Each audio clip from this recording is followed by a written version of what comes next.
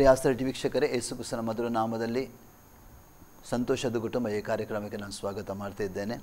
ಪ್ರಿಯರೇ, ಕಳೆದ ಹಲವು ಸಮಯಗಳಿಂದ ಈ ಕಾರ್ಯಕ್ರಮವನ್ನು ವೀಕ್ಷಿಸ್ತಾ ಇದ್ದೀರಿ. ಸಂತೋಷದ ಕುಟುಂಬ ಅಂದರೆ ಒಂದು ಕುಟುಂಬದ ಸಾಕ್ಷಿಯಾಗಿದೆ. ಒಂದು ಕ್ರಿಸ್ತನಲ್ಲಿ ಬರುವುದಕ್ಕಿಂತ ಮುಂಚೆ ಅವರ ಜೀವಿತದಲ್ಲಿ ಆದಂಥ ಘಟನೆಗಳು, ಕ್ರಿಸ್ತನಲ್ಲಿ ಬಂದ ನಂತರ ಅವರ ಜೀವಿತದಲ್ಲಿ ಆದಂಥ ಕೆಲವು ಸಾಕ್ಷಿಗಳ ವಿಷಯದಲ್ಲಿ ನಾವು ಮಾತಾಡೋರಾಗಿದ್ದೇವೆ. ಪ್ರಿಯರೇ, ಇವತ್ತು ನಮ್ಮ ಮಧ್ಯದಲ್ಲಿ ಮಂಗಳೂರಿನಿಂದ ಬಂದಂಥ ಸಹೋದರ ಬ್ರಯನ್ ಡಿಕ್ಕುನ್ನ ಹಾಗೂ ಸಹೋದರಿ ಅನಿತಾ ಡಿಕ್ಕುನ್ನ ಅವರ ಮಧ್ಯದಲ್ಲಿದ್ದಾರೆ. ನಾನು ಅವರನ್ನು ಯೇಸು ಕ್ರಿಸ್ತನ ಹೆಸರಿನಲ್ಲಿ ಹಾಗೂ ಆಸ್ತರ ಟಿ ಪರವಾಗಿ ನಾನು ಸ್ವಾಗತ ಮಾಡ್ತೇನೆ. ವೆಲ್ಕಮ್ ನಿಮಗೆ ಇಬ್ಬರಿಗೂ. ಬ್ರಯನ್, ನಮ್ಮನ್ನು ಕೇಳ್ತಾ ಇದ್ದೇನೆ, ನೀವು ಆ್ಯಕ್ಚುಲಿ ಮಂಗಳೂರಿನವರೇ? ಎಲ್ಲಿಯವರು ನೀವು? ನಾನು ಪ್ರಾಪರ್ ಬೆಳ್ತಂಗಡಿ ಆ್ಯಕ್ಚುಲಿ. ಅಂತ ಹೇಳಿದರೆ ನನ್ನ ಅನ್ಸಿಸ್ಟರ್ ಎಲ್ಲ ಮ್ಯಾಂಗ್ಳೂರಿನವರು. ನಂತರ ಅವರು ಬೆಳ್ತಂಗಡಿಗೆ ಹೋದರು. ನಂತರ ಪುನಃ ಎಜುಕೇಷನ್ಗೋಸ್ಕರ ಪುನಃ ನಾನು ಮಂಗಳೂರಿಗೆ ಬಂದೆ. ಮಂಗಳೂರಿನಲ್ಲಿ ನನ್ನ ವಾಸಸ್ಥಾನ. ಅಂದರೆ ಎಷ್ಟು ವರ್ಷದಿಂದ ಮಂಗಳೂರಿನಲ್ಲಿದ್ದಿರಿ? ಅರೌಂಡ್ ಒಂದು 25 ವರ್ಷ ನಾನು ಆಗಬೇಕು. 25 ವರ್ಷದಿಂದ ಮಂಗಳೂರಲ್ಲಿ ಇದ್ದೇನೆ. ಅಂದರೆ ನಿಮ್ಮ ವಿದ್ಯಾಭ್ಯಾಸ ಎಲ್ಲ? ವಿದ್ಯಾಭ್ಯಾಸ ನಾನು ಮಣಿಪಾಲಲ್ಲಿ ಮಾಡಿದ್ದು, ಬ್ಯಾಂಗ್ಳೂರು ಮಣಿಪಾಲಲ್ಲಿ BSc ಇನ್ ಲ್ಯಾಬೊರೇಟರಿ ಟೆಕ್ನಾಲಜಿ ಅಂತ. ನಂದು ಪ್ರೈಮರಿ ಎಜುಕೇಷನ್ ನಂದು ಬೆಳ್ತಂಗಡಿಯಲ್ಲಿ ಸೈಂಟ್ ಥೆರೇಸಾ ಸ್ಕೂಲ್ ಅಂತ. ನಂತರ ನಾನು ಡಿಗ್ರಿ ಮಾಡಿದೆ, BA ವರೆಗೆ ಓದಿದೆ, ಸೈಕಾಲಜಿ ಸಬ್ಜೆಕ್ಟ್ ಇಟ್ಕೊಂಡು. ಅದು SDM ಕಾಲೇಜ್ ಉಜಿರೆ. ಹೌದು. ಅಂದರೆ ನಿಮ್ಮ ನಂತರ ಡಿಪ್ಲೊಮಾ ಮಾಡಿದೆ ನಾನು. ಡಿಪ್ಲೊಮಾ ಅದು ಗೌರ್ಮೆಂಟಲ್ಲಿ. ನಂತರ BScಗೆ ಮಾಡಿದೆ. ಅಂದರೆ ನಿಮ್ಮ ಹುಟ್ಟೂರೇ ಬೆಳ್ತಂಗಡಿ? ಹೌದು. ಎಷ್ಟು ಜನ ಮಕ್ಕಳು ನಿಮ್ಮ ತಂದೆ ತಾಯಿಗೆ? ನಾವು ಟೋಟಲ್ 5 ಮಂದಿ ಮಕ್ಕಳು. ಅದರಲ್ಲಿ ನಿಮ್ಮ ನಾನು ಕೊನೆಯವನು. ಹೌದು. ಅಂದರೆ ಏನು ನಿಮ್ಮ ತಂದೆ ತಾಯಿ ಏನು ಮಾಡ್ತಿದ್ರು? ನನ್ನ ತಂದೆ ತಾಯಿ ಅವರು ಬ್ಯಾರಿನಲ್ಲಿ ಇದ್ದರು, ಬ್ರಿಟಿಷ್ ಪೆಟ್ರೋಲಿಯಮಲ್ಲಿ ಕೆಲಸ ಮಾಡ್ತಿದ್ರು. ನಿಮ್ಮ ತಂದೆ? ಹೌದು, ತಂದೆ ಮತ್ತು ತಾಯಿ ಎಲ್ಲ ಅಲ್ಲಿ ಇತ್ತು. ಅಲ್ಲೇ. ಹೌದು, ನಮ್ಮ ಬ್ರದರ್ ಎಲ್ಲ ಹುಟ್ಟಿದೆಲ್ಲ ಅಲ್ಲಿ. ನೀವು ಕೂಡ ಅಲ್ಲಿ ಇದ್ರಾ? ನಾನಿಲ್ಲ, ನಾನು ಹೋಗಿಲ್ಲ. ಅಂದರೆ ನೀವು ವಿದ್ಯಾಭ್ಯಾಸ ಆದ ನಂತರ ಏನು ಮಾಡಿದ್ರಿ? ವಿದ್ಯಾಭ್ಯಾಸ ಆದ ನಂತರ ನಾನು ಅದೇ ಕೆಲಸಕ್ಕೆ ನಾನು ಜಾಯ್ನ್ ಆದೆ. ನಂತರ ಬೆಂಗಳೂರಿಗೆ ನಾನು ಹೋದೆ. ಅದರ ನಂತರ ನಾನು ಮಸ್ಕತ್ತಲ್ಲಿ ಸ್ವಲ್ಪ 1.5 ವರ್ಷ ಕೆಲಸ ಮಾಡಿದೆ. ಅಲ್ಲಿ ಸ್ವಲ್ಪ ನನಗೆ ಕಷ್ಟ ಅನಿಸಿತ್ತು. ಅದ ನಂತರ ಪುನಃ ನಾನು ವಾಪಸ್ ಬಂದೆ. ನಿಮ್ಮ ವಿದ್ಯಾರ್ಥಿ ಜೀವನ ಹೇಗಿತ್ತು? ವಿದ್ಯಾರ್ಥಿ ಜೀವನ ಅಂತ ಹೇಳಿದರೆ ತುಂಬ ಎಂಜಾಯ್ ಮಾಡಿದೆ ನಾನು. ತುಂಬ ಸಂತೋಷವಾಗಿ ಕಳೆದೆ ನಾನು ಫ್ರೆಂಡ್ಸ್ ಜೊತೆ. ನನಗೆ ಕೇವಲ ಒಂದು ಆತ್ಮೀಯರಾಗಿದ್ದರು ಕೆಲವರು ಮಾತ್ರ, ತುಂಬ ಮಂದಿ ಇರ್ತಿರಲಿಲ್ಲ ನನ್ನ ಜೊತೆ. ನಾವು ಎಜುಕೇಷನಲ್ಲಿ ಅಷ್ಟೊಂದು ಇಲ್ಲ. ನಾನು ಬ್ರಿಲಿಯಂಟ್ ಸ್ಟೂಡೆಂಟ್ ಅಂತಲ್ಲ, ಡಲ್ ಅಂತೇಳಿ ಹೇಳ್ಬೋದು. ಸ್ವಲ್ಪ ಪಾಸ್ ಮಾರ್ಕ್ಸ್ ಸಿಗ್ತಿದೆ ಅಷ್ಟೇ. ಅಲ್ಲ, ನಿಮ್ಮ ಹವ್ಯಾಸಗಳು ತುಂಬ ಕೆಟ್ಟದಾಗಿದ್ದು. ಶರಾಬ್ ಕುಡಿಯೋದು, ಬೀಡ ತಿನ್ನೋದು, ಪಾನ್ ಪರಾಗ್ ತಿನ್ನೋದು, ಈ ರೀತಿಯ ಕೆಟ್ಟ ರೀತಿಯ ಜೀವನವನ್ನು ನಡೆಸ್ತಿದ್ದೆ ನಾನು. ಸಿಸ್ಟರ್ ಅನಿತಾ, ನೀವು ಎಲ್ಲಿಯವರ ಊರು? ನಾವು ಮಂಗಳೂರಿನಲ್ಲಿ. ಹೌದು, ಮಂಗಳೂರಿನವರೇ. ನಿಮ್ಮ ತಂದೆ ತಾಯಿ ಎಲ್ಲ ಮಂಗಳೂರಲ್ಲಿ ಇದ್ದರು. ನೀವು ಎಷ್ಟು ಜನ ಮಕ್ಕಳು? ನಾವು 3 ಜನ, ನಾನು ಕೊನೆಯವಳು. ನಿಮ್ಮ ತಂದೆ ತಾಯಿ ಏನು ಮಾಡ್ತಾರೆ? ತಂದೆ ಮೊದಲು ಟೀಚರ್ ಆಗಿದ್ದರು ಮಂಗಳೂರಿನಲ್ಲೇ. ಆಮೇಲೆ ವಾಲಂಟರಿ ರಿಟೈರ್ಮೆಂಟ್ ತಗೊಂಡವರು ಕುವೈಟಿಗೆ ಹೋದರು. ಸೊ ಅವ್ರು ಕುವೈಟಲ್ಲಿ ಕೆಲಸ ಮಾಡ್ತಾಯಿದ್ರು. ತಾಯಿ ಇಲ್ಲೇ ಇದ್ದರು, ಹೌಸ್ ವೈಫ್ ಆಗಿದ್ದರು. ನಿಮಗೆ ನಿಮ್ಮ ದೊಡ್ಡವರು? ದೊಡ್ಡ ನನ್ನ ಅಕ್ಕ ಇದ್ದಾಳೆ, ಮೊದಲಿನವಳು ಅಕ್ಕ, ಮತ್ತು ಸೆಕೆಂಡ್ನವನು ನನ್ನ ಅಣ್ಣ. ಅವರು ತುಂಬ ದೊಡ್ಡವರು, ನನಗಿಂತ ತುಂಬ ಗ್ಯಾಪ್ ಇದೆ. ಏನು ಓದಿದ್ರಿ ಸಿಸ್ಟರ್ ನೀವು? ನಾನು BA ತನಕ ಓದಿದ್ದೇನೆ. ಆಮೇಲೆ ಕಂಪ್ಯೂಟರ್ ಮಾಡಿದೆ. ಆಮೇಲೆ ಊರಿನಲ್ಲೇ? ಹೌದು, ಮಂಗಳೂರಲ್ಲೇ ಮಾಡಿದೆ. ಬ್ರದರ್, ನೀವು ಮಸ್ಕತ್ನಿಂದ ರಿಟರ್ನ್ ಬಂದ್ರಿ ಅಲ್ಲ? ಹೌದು. ಏನಾಯಿತು ಪ್ರಾಬ್ಲಮ್ ಅಲ್ಲಿ ಅಂತ ಹೇಳಿದರೆ, ನಮಗೆ ಅವರು ಬರಬೇಡಿ ಕೆಲಸಕ್ಕೆ. ಹಾಗಾದರೆ ಪರವಾಗಿಲ್ಲ, ನನಗೆ ಪಾಸ್ಪೋರ್ಟ್ ಕೊಡಿ, ನಾನು ಊರಿಗೆ ಹೋಗ್ತೇನೆ ಅಂತ ಅಂದೆ. ಅದು ಊರಿಗೆ ಈಗೆಲ್ಲ ನಾವು ಕಳಿಸುವಾಗ ಹೋಗಿ ನೀವು ಅಂದರು. ಅದಕ್ಕೆ ನನಗೆ ಅದು ಅಲ್ಲಿಯ ಲಾ ಪ್ರಕಾರ ಅಲ್ಲಿ ಇರೋದು ವೀಸಾ ಇಲ್ಲದೆ ನಿಲ್ಲೋದು ಅದು ನಾವು ಕಲ್ಪಿಟ್ಟಿದ್ದಾಗೆ. ಅದಕ್ಕೋಸ್ಕರ ನಾನು ಪೊಲೀಸ್ ಕಂಪ್ಲೇಂಟ್ ಮಾಡಿದೆ ನನ್ನಲ್ಲಿ. ಈ ರೀತಿ ಟಾರ್ಚರ್ ಮಾಡ್ತಿದ್ದಾರೆ, ನನ್ನ ಪಾಸ್ಪೋರ್ಟ್ ಎಲ್ಲ ಕೊಡ್ತಾ ಇಲ್ಲ ಅಂತ. ಅದೇ ಅಲ್ಲಿಯವರೇನವರು? ಹೌದು, ಒಮಾನಿ. ಅವರು ಈಜಿಪ್ಷಿಯನ್ ಓನರ್. ನಂತರ ಅವರು ಇದು ಮಾಡಿದ್ರು, ರಿಜಿಸ್ಟರ್ ಮಾಡಿದ್ರು ಕೇಸ್. ನಂತರ ಅವರು ಕಾಂಪ್ರಮೈಸ್ಗೆ ಬಂದರು. ನಂತರ ಓಕೆ ನಾವು ಕಳಿಸ್ತೇವೆ, ನೋ ಅಬ್ಜೆಕ್ಷನ್ ಸರ್ಟಿಫಿಕೇಟ್ ಕೊಟ್ಟು ಕಳಿಸ್ತೇವೆ ಅಂತ ಹೇಳಿದರು. ನಾನು ಆ ರೀತಿ ಮತ್ತೆ ಹಿಂದುಗಡೆ ಬಂದು ನಂತರ ನಾನು ಹೈಯರ್ ಸ್ಟಡೀಸಿಗೆ ಅಪ್ಲೈ ಮಾಡಿದೆ. ಅದೇ ಮಣಿಪಾಲಿದ್ದು, ಅಲ್ಲಿ ನನಗೆ ಬ್ಯಾಂಗ್ಳೂರಲ್ಲಿ ಸಿಕ್ಕಿತ್ತು. ಸೊ ಅಲ್ಲಿ ನಾನು ನನ್ನ ಎಜುಕೇಷನ್ ಕಂಟಿನ್ಯೂ ಮಾಡಿದ್ದೆ BSc ಇನ್ ಲ್ಯಾಬೊರೇಟರಿಯಲ್ಲಿ. ಒಂದೂವರೆ ವರ್ಷ ಗಲ್ಫ್ನಲ್ಲಿದ್ದು ರಿಟರ್ನ್ ಬಂದು ಹೌದು ಶಿಕ್ಷಣ ಏನೆಲ್ಲ ನಾನು ಗಳಿಸಿದ ಹಣವನ್ನೆಲ್ಲ ಅದಕ್ಕೆ ಇನ್ವೆಸ್ಟ್ ಮಾಡಿದೆ, ಫೀಸ್ ಎಲ್ಲ ಕಟ್ಟೋದಕ್ಕೆ. ಅದು ಕರೆಸ್ಪಾಂಡೆನ್ಸ್ ಡೇ ಟೈಮಲ್ಲಿ ಕೆಲಸ ಮಾಡ್ತಿದ್ದೆ.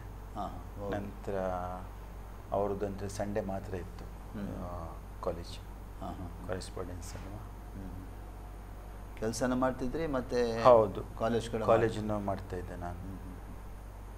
ಹೇಗಿತ್ತು ಅವಾಗ ಬೆಂಗಳೂರಿನಲ್ಲೆಲ್ಲ? ಬೆಂಗಳೂರಲ್ಲಿ ಓಕೆ, ಒಳ್ಳೇದಿತ್ತು, ಡೆವಲಪ್ ಆಗ್ತಾ ಇತ್ತು ಬೆಂಗಳೂರು. ಈಗ ಹೋದರೆ ಎಲ್ಲ ಪರಿಚಯ ಗೊತ್ತಾಗೋಲ್ಲ ಎಲ್ಲಿದೆ ಅಂತ, ಲೊಕೇಶನ್ಸ್ ಎಲ್ಲ ಅಷ್ಟು ಡೆವಲಪ್ಮೆಂಟ್ ಆಗಿದೆ. ನಂತರ ಎಜುಕೇಷನ್ ಆದ ನಂತರ, ಕಂಪ್ಲೀಟ್ ಆದ ನಂತರ? ಎಜುಕೇಷನ್ ಆದ ನಂತರ ನನ್ನ ಮದುವೆ ಆಗಿರಲಿಲ್ಲ. ನಂತರ ನನಗೆ ಪ್ರಪೋಸಲ್ ಹುಡುಕ್ತಾ ಇದ್ರು ಮನೆಯಲ್ಲಿ. ನಂತರ ಪ್ರಪೋಸಲ್ ಆದ ನಂತರ ಮದುವೆ ಆಯಿತು. ನೀವು ಬೆಂಗಳೂರಿನಲ್ಲಿ? ಇವರು ಕುವೈಟಲ್ಲಿ ಇದ್ದರು ಆ ಟೈಮಲ್ಲಿ. ಮತ್ತು ನನಗೆ ನಂದು ಕೆಲಸ ಏನು ಸ್ಟಡೀಸ್ ಆಗಿರಲಿಲ್ಲ, 7 months ಏನೋ ಇತ್ತು. ನಂತರ ಎಕ್ಸಾಮ್ ಎಲ್ಲ ಕೊಟ್ಟು, ಫೈನಲ್ ಎಕ್ಸಾಮ್ ಕೊಟ್ಟು ನಂತರ ಸರ್ಟಿಫಿಕೇಟ್ ಬಂದ ನಂತರ ನಾನು ವಿಸಿಟಲ್ಲಿ ಕುವೈಟಿಗೆ ಹೋದೆ. ನಾನು ಇವ್ರು ಕೊಟ್ಟು ಕಳಿಸಿದ್ರು ವೀಸಾನ. ಅಂದರೆ ಅದರ ನಂತರ ನಿಮ್ಮದು ಎಂಗೇಜ್ಮೆಂಟ್ ಏನಾಯ್ತಾ? ಅಲ್ಲ, ಎಂಗೇಜ್ಮೆಂಟ್ ಎಲ್ಲ ಆಗಿತ್ತು. ಎಂಗೇಜ್ಮೆಂಟ್ ಮದುವೆ ಆದ ನಂತರ. ಹೌದು, ನಾನು ಹೇಳಿದ್ದೆ ಹೀಗೆ ನಾನು ಸ್ಟಡೀಸ್ ಮಾಡ್ತಾ ಇದ್ದೇನೆ, ಬರ್ಲಿಕ್ಕೆ ಆಗಲ್ಲ ಅಂತ, ಒಂದು 6-7 months ಇದೆ ಬಾಕಿ ಅಂತ. ಪರವಾಗಿಲ್ಲ, ನಂತರ ಕಂಪ್ಲೀಟ್ ಮಾಡ್ಕೊಂಡು ಬಂದರೆ ಸಾಕು ಅಂತ ಹೇಳಿದರು. ಹಾಗೆ ನಾನು ಕಂಪ್ಲೀಟ್ ಮಾಡಿಕೊಂಡು ನಂತರ ವಿಸಿಟ್ ವೀಸಾದಲ್ಲಿ 4-5 ಸಲ ಹೋಗಿದ್ದೇನೆ ನಾನು. ಕೆಲಸ ಸಿಕ್ಕಿರಲಿಲ್ಲ. ಎವರಿ 3 months ಒಮ್ಮೆ ಹೋಗ್ತಾ ಬರ್ತಿದ್ದೆ ನಾನು. ಎಷ್ಟು ವರ್ಷ ಆಯ್ತು ಇವಾಗ? ಈಗ 9 ವರ್ಷ ಆಯಿತು. 9 ವರ್ಷ. ಹೌದು. 9 ವರ್ಷ ನಂತರ ನೀವು ಕುವೈಟ್ಗೆ ಹೋಗಿದ್ರಿ? ಅಲ್ಲ, ಕುವೈಟ್ಗೆ ಹೋಗಿ 9 ವರ್ಷ ಆಯಿತು ನಾನು. ಹೌದು, ಅದೇ 1-2 ವರ್ಷ ಗ್ಯಾಪ್ ಇತ್ತು ಅಷ್ಟೇ. ಮದುವೆ ಆಗಿ 2 ವರ್ಷ ಗ್ಯಾಪ್ ಇತ್ತು. ಅಂದರೆ ನೀವು ಇಬ್ಬರು ಈಗ ಕುವೈಟ್ನಲ್ಲಿ ಇದ್ದೀರಿ? ಹೌದು. ಎಷ್ಟು ಜನ ಮಕ್ಕಳು ನಿಮಗೆ? ನಮಗೆ ಒಬ್ಬಳೆ ಹುಡುಗಿ. ಎಷ್ಟನೇ ವಯಸ್ಸು ಇವಾಗ? 7 ವರ್ಷ. ಈ ತಿಂಗಳಲ್ಲಿ 8 ವರ್ಷ ಆಗ್ತದೆ. ಏನು ಮಾಡ್ತಾ ಇದ್ದಾಳೆ ಅವಳು? 3ನೇ ತರಗತಿಯಲ್ಲಿ ಓದ್ತಾ ಇದ್ದಾಳೆ. 3ನೇ ತರಗತಿ. ಕುವೈಟಲ್ಲಿ ಇದ್ದಾಳೆ. ಓಕೆ. ಈಗ ನೀವು ಮದುವೆ ಇದ್ದ ವಿಚಾರ ಆಯಿತು, ನಿಮ್ಮದು ವಿದ್ಯಾಭ್ಯಾಸ ಎಲ್ಲ ಆಯಿತು, ಮದುವೆ ಆಯಿತು. ನೀವು ಯೇಸು ಸ್ವಾಮಿಯನ್ನು ರಕ್ಷಕನಾಗಿ ಯಾವಾಗ ಅಂಗೀಕಾರ, ಯಾವಾಗ ನಿಮಗೆ ಸ್ವಾರ್ಥ ಸಿಕ್ಕಿದ್ದು? ಸ್ವಾರ್ಥ ಅಂತ ಹೇಳಿದರೆ, ನಾನು ನಮ್ಮ ಈ ರೋಮನ್ ಕ್ಯಾಥಲಿಕಲ್ಲಿ ಇರುವಾಗಲೇ ನನಗೆ ಈ ದೇವರ ವಾಕ್ಯ ಅಂತ ಹೇಳಿದರೆ ಒಂಥರ ಉತ್ತೇಜನ ಬರ್ತಿತ್ತು ನನಗೆ ಜೀವನದಲ್ಲಿ. ಅಂತ ಹೇಳಿದರೆ ಒಂದು ವಾಕ್ಯಗಳು, ನಾನು ಚರ್ಚಿಗೆ ಹೋಗ್ತಿದ್ದೆ, ಆ ವಾಕ್ಯಕ್ಕೋಸ್ಕರ ಹೋಗ್ತಿದ್ದೆ ನಾನು. ಈ ಬ್ಯಾಂಗ್ಳೂರಿಗೆ ಏನಾಯಿತು, ನನಗೆ ಬೇರೆ ಬೇರೆ ಚರ್ಚ್ಗೆಲ್ಲ ಹೋಗ್ತಾ ಇದ್ದೆ ನಾನು. ಬಿಲೀವರ್ಸ್ ಚರ್ಚ್, ಪ್ರೊಟೆಸ್ಟೆಂಟ್ ಎಲ್ಲದಕ್ಕೆ ಹೋಗ್ತಿದ್ದೆ, ಯಾಕೆಂದರೆ ಅಲ್ಲಿ ವರ್ಡ್ ಆಫ್ ಗಾಡ್ ಕೊಡ್ತಾ ಇದ್ದಾರೆ. ಇಲ್ಲೂ ಅಷ್ಟೇ, ಇನ್ನೇನು ಡಿಫ್ರೆನ್ಸ್ ನನಗೇನು ಕಾಣ್ತಿರ್ಲಿಲ್ಲ.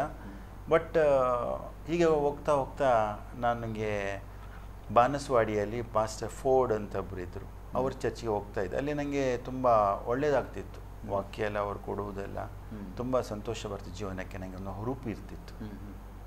ಆ ರೀತಿ ನಾನು ಕೆಟ್ಟ ಕೆಲಸಗಳನ್ನು ಮಾಡ್ತಿದ್ದೆ ನಾನು ಅಂತೇಳಿ. ಕುಡಿಯೋದೆಲ್ಲ ವರ್ಡ್ ಕೇಳ್ತಾ ಇದ್ದೆ, ಕುಡಿಯುತ್ತಾನೆ ಇರ್ತಿದ್ದೆ ನಾನು. ಈ ಚರ್ಚ್ ಆದ ನಂತರ ಆಫ್ಟರ್ನೂನ್ ನಮಗೆ ಫ್ರೆಂಡ್ ಜೊತೆ ಹೋಗೋದು ನಾವು. ಈ ರೀತಿ ಕಾಲೇಜ್ ಫ್ರೆಂಡ್ಸ್ ಅಲ್ಲ, ಅಲ್ಲಿ ಬ್ಯಾಂಗ್ಳೂರಲ್ಲಿ ಸಿಕ್ಕಿದವರು, ಕೆಲಸ ಮಾಡ್ತಿರುವಾಗ ಸಿಕ್ಕಿದವರು. ಅದಾದ ನಂತರ ನಾನು ಕುವೈಟ್ಗೆ ಹೋಗುವಾಗಲೂ ಕೂಡ ಅಲ್ಲಿ ಆಲ್ಕೋಹಾಲ್ ಸಿಗ್ತಿರ್ಲಿಲ್ಲ. ಆದರೆ ಈ ಕೆಲವು ಬಟ್ಟೆ ಉಳಿಸ್ಕೆಲ್ಲ ಮಾಡ್ತಾರಲ್ಲ, ಅದು ಬೇರೆ ಇವರು ರಿಲೇಟಿವ್ ಎಲ್ಲ ಇದ್ದರು, ಅವ್ರು ಕೊಡ್ತಿದ್ರು. ಸ್ವಲ್ಪ ಜಾಸ್ತಿ ಒಮ್ಮೆ ಕುಡ್ದಿದ್ದ ನಂತರ ನನಗೆ ತುಂಬ ಬೇಜಾರಾಯಿತು. ನನಗೆ ಕುಡಿಯುವಾಗಲೂ ಖುಷಿ ಆಗ್ತಿತ್ತು. ನಂತರ ನಾನು ಎನಿಸ್ತಿದ್ದೆ, ಏನಪ್ಪ ಇದು ಕುಡ್ದೆಲ್ಲ ಜೀವನ ಈ ರೀತಿ ಒಂಥರ ಅಸಹ್ಯ ಇದು. ನಮಗೆ ಪ್ರಾಬ್ಲಮ್ ಇದೆ ಅಂತ ನಾವು ಕುಡಿಯೋದು, ಮನಸ್ಸಿಗೆ ಒಂದು ಆಘಾತ ಇದೆ, ಅದು ಪರಿಹಾರಕ್ಕೋಸ್ಕರ ಕುಡಿಯೋದು ನಾವು. ಆ ರಿಲೀಫ್ ಸಿಗುತ್ತೆ ಒನ್ ಡೇ ಮಾತ್ರ. ಆ ದಿವಸ ನಾವು ಮಲಗಿರ್ತೇವೆ, ನೆಕ್ಸ್ಟ್ ಬೆಳಿಗ್ಗೆ ಬಂದ ಕೂಡಲೇ ಅದೇ ತಾಪತ್ರೆಗಳು. ಅದಕ್ಕೋಸ್ಕರ ನನಗೆ ಇದರಿಂದ ನನಗೆ ಯಾವ ರೀತಿಯ ಜೀವನ ಒಳ್ಳೇದು ಕಾಣೋದಿಲ್ಲ, ಏನಾದರೂ ಬದಲಾವಣೆ ಬೇಕು ಅಂತ ನಾನು ಹಾತೊರೀತಿದ್ದೆ. ಇದು ದೇವರ ವಾಕ್ಯ ನನಗೆ ನಾನು ಕುವೆಟ್ ಹೋದ ನಂತರ ನಾನು ಸ್ವಲ್ಪ ಹೆಚ್ಚಾಗಿ ನಾನು ಓದಲಿಕ್ಕೆ ಶುರು ಮಾಡಿದ್ದೆ ಬೈಬಲನ್ನೆಲ್ಲ. ಆದರೆ ಬ್ಯಾಂಗ್ಳೂರಿನಲ್ಲಿ ಇರುವಾಗ ನಿಮಗೆ ಸ್ವಲ್ಪ ಅದು ವಾಕ್ಯ ಸಿಕ್ಕಿತ್ತು? ಹೌದು, ಸಿಕ್ಕಿದೆ. ಅಲ್ಲ, ನಿಮಗೆ ರಕ್ಷಣೆ ಬಗ್ಗೆ ಹೇಳಿದ್ರು ಅವರು? ರಕ್ಷಣೆ ಬಗ್ಗೆ ಅಂತ ಒಂದು ಬ್ಯಾಪ್ಟಿಸಮ್ ತೊಗೊಂಡಿದ್ದೆ ನಾನು. ಅದು ಅಷ್ಟೊಂದು ಅರ್ಥಪೂರ್ಣವಾಗಿ ಇರಲಿಲ್ಲ. ಅದಂತ ನಿಮ್ಮ ಬನ್ನಿ ನಾಳೆ ನಿಮಗೆ ಬ್ಯಾಪ್ಟಿಸಮ್ ಉಂಟು, ನನಗೆ ಬ್ಯಾಪ್ಟಿಸಮ್ ಅಂತ ಹೇಳಿದರೆ ಏನಂತ ಗೊತ್ತಿರಲಿಲ್ಲ. ನಂಗೆ ಚಿಕ್ಕದಿರುವಾಗ ಕೊಟ್ಟಿದ್ರು, ಅದು ನನಗೇನು ಗೊತ್ತಿಲ್ಲ ಅದು ಕೊಟ್ಟಿದ್ರು ಅಂತ ಹೇಳ್ಬೋದು. ನಂತರ ಅಲ್ಲಿ ಬ್ಯಾಂಗ್ಳೂರಲ್ಲಿ ಅದು ಪೌಲ್ ತಂಗಯ್ಯ, ಅಷ್ಟೇ ಪೌಲ್ ತಂಗಯ್ಯ ಅವರು ಕರೆದು ಯಾರು ಬೇರೆ ಇವರು ಅವರ ಡಿಸೈಪಲ್ಸ್ ನನಗೆ ಕರೆದ್ರು. ಏನು ಹೇಳಲಿಲ್ಲ, ಬಟ್ಟೆ ತರಬೇಕು, ನಂಗೆ ಗೊತ್ತಿಲ್ಲ ಅದು ಮುಳುಗಿಸ್ತಾನ ಅಂತ. ತೆಗೆದ್ರೆ ಹಾಕಿದ್ರೆ ಅದು ಮುಳುಗಿಸಿರು ತೆಗೆದು, ನನಗೆ ಅದು ಬಟ್ಟೆ ಎಲ್ಲ ಇರಲಿಲ್ಲ ನನ್ನ ಹತ್ರ ಮತ್ತು ಬರೋದಕ್ಕೆ. ನಂತರ ಅದೇ ಒದ್ದೆ ಬಟ್ಟೆ ಇತ್ತು, ಮತ್ತು ಅಲ್ಲಿ ಬಾತ್ರೂಮಿಗೆ ಹೋಗಿದ್ದೆ, ಸ್ಕ್ವೀಸ್ ಎಲ್ಲ ಮಾಡಿದೆ ಸ್ವಲ್ಪ, ಮತ್ತು ಹಂಗೆ ಹಾಕ್ಕೊಂಡು ಸ್ವಲ್ಪ ಅಲ್ಲಿ ಚಳಿ ಬೇರೆ ಇತ್ತು ಆ ಟೈಮಲ್ಲಿ. ಅದು ಅರ್ಥಪೂರ್ಣವಾಗಿ ನಿಜವಾಗಿ ಯಾಕೆ ದೀಕ್ಷಾಸ್ನಾನ ಯಾಕೆ ಮಾಡಬೇಕಂದ್ರೆ ಗೊತ್ತಿಲ್ಲ. ಆ ರಿಪೆಂಟೆನ್ಸ್ ಅಂತ ಗೊತ್ತಿತ್ತು, ಪಶ್ಚಾತ್ತಾಪದ ಒಂದು ಚಿಹ್ನೆ ಅಂತ ಗೊತ್ತಿತ್ತು ಅದು. ಆದರೆ ಅದು ಸರಿಯಾಗಿ ಯಾವ ರೀತಿ ನಾನು ನನ್ನ ಜೀವನದಲ್ಲಿ ಅಳವಡಿಸಬೇಕು ಅಂತ ಗೊತ್ತಿರಲಿಲ್ಲ. ನಂತರ ನಾನು ಕುವೆಟಿಗೆ ಹೋದ ನಂತರ ನಮ್ಮ MVC middle East vision church ಅಂತ ಅಲ್ಲಿ ಅದರ ಅರ್ಥವನ್ನು ಕೊಟ್ಟರು ನಮಗೆ. ನನ್ನ ಹತ್ರ ಮೊದಲು ಅಂತ ಹೇಳಿದ ನಂತರ ಅಸೂಯೆ, ಮತ್ಸರ, ದ್ವೇಷ ಈ ರೀತಿಯೆಲ್ಲ ನನಗೆ ಗೊತ್ತಿತ್ತು ಅದು ಮಾಡಬಾರ್ದು ಅಂತ. ಆದರೂ ನಾನು ಕೆಲವೊಮ್ಮೆ ಬರ್ತಿತ್ತು.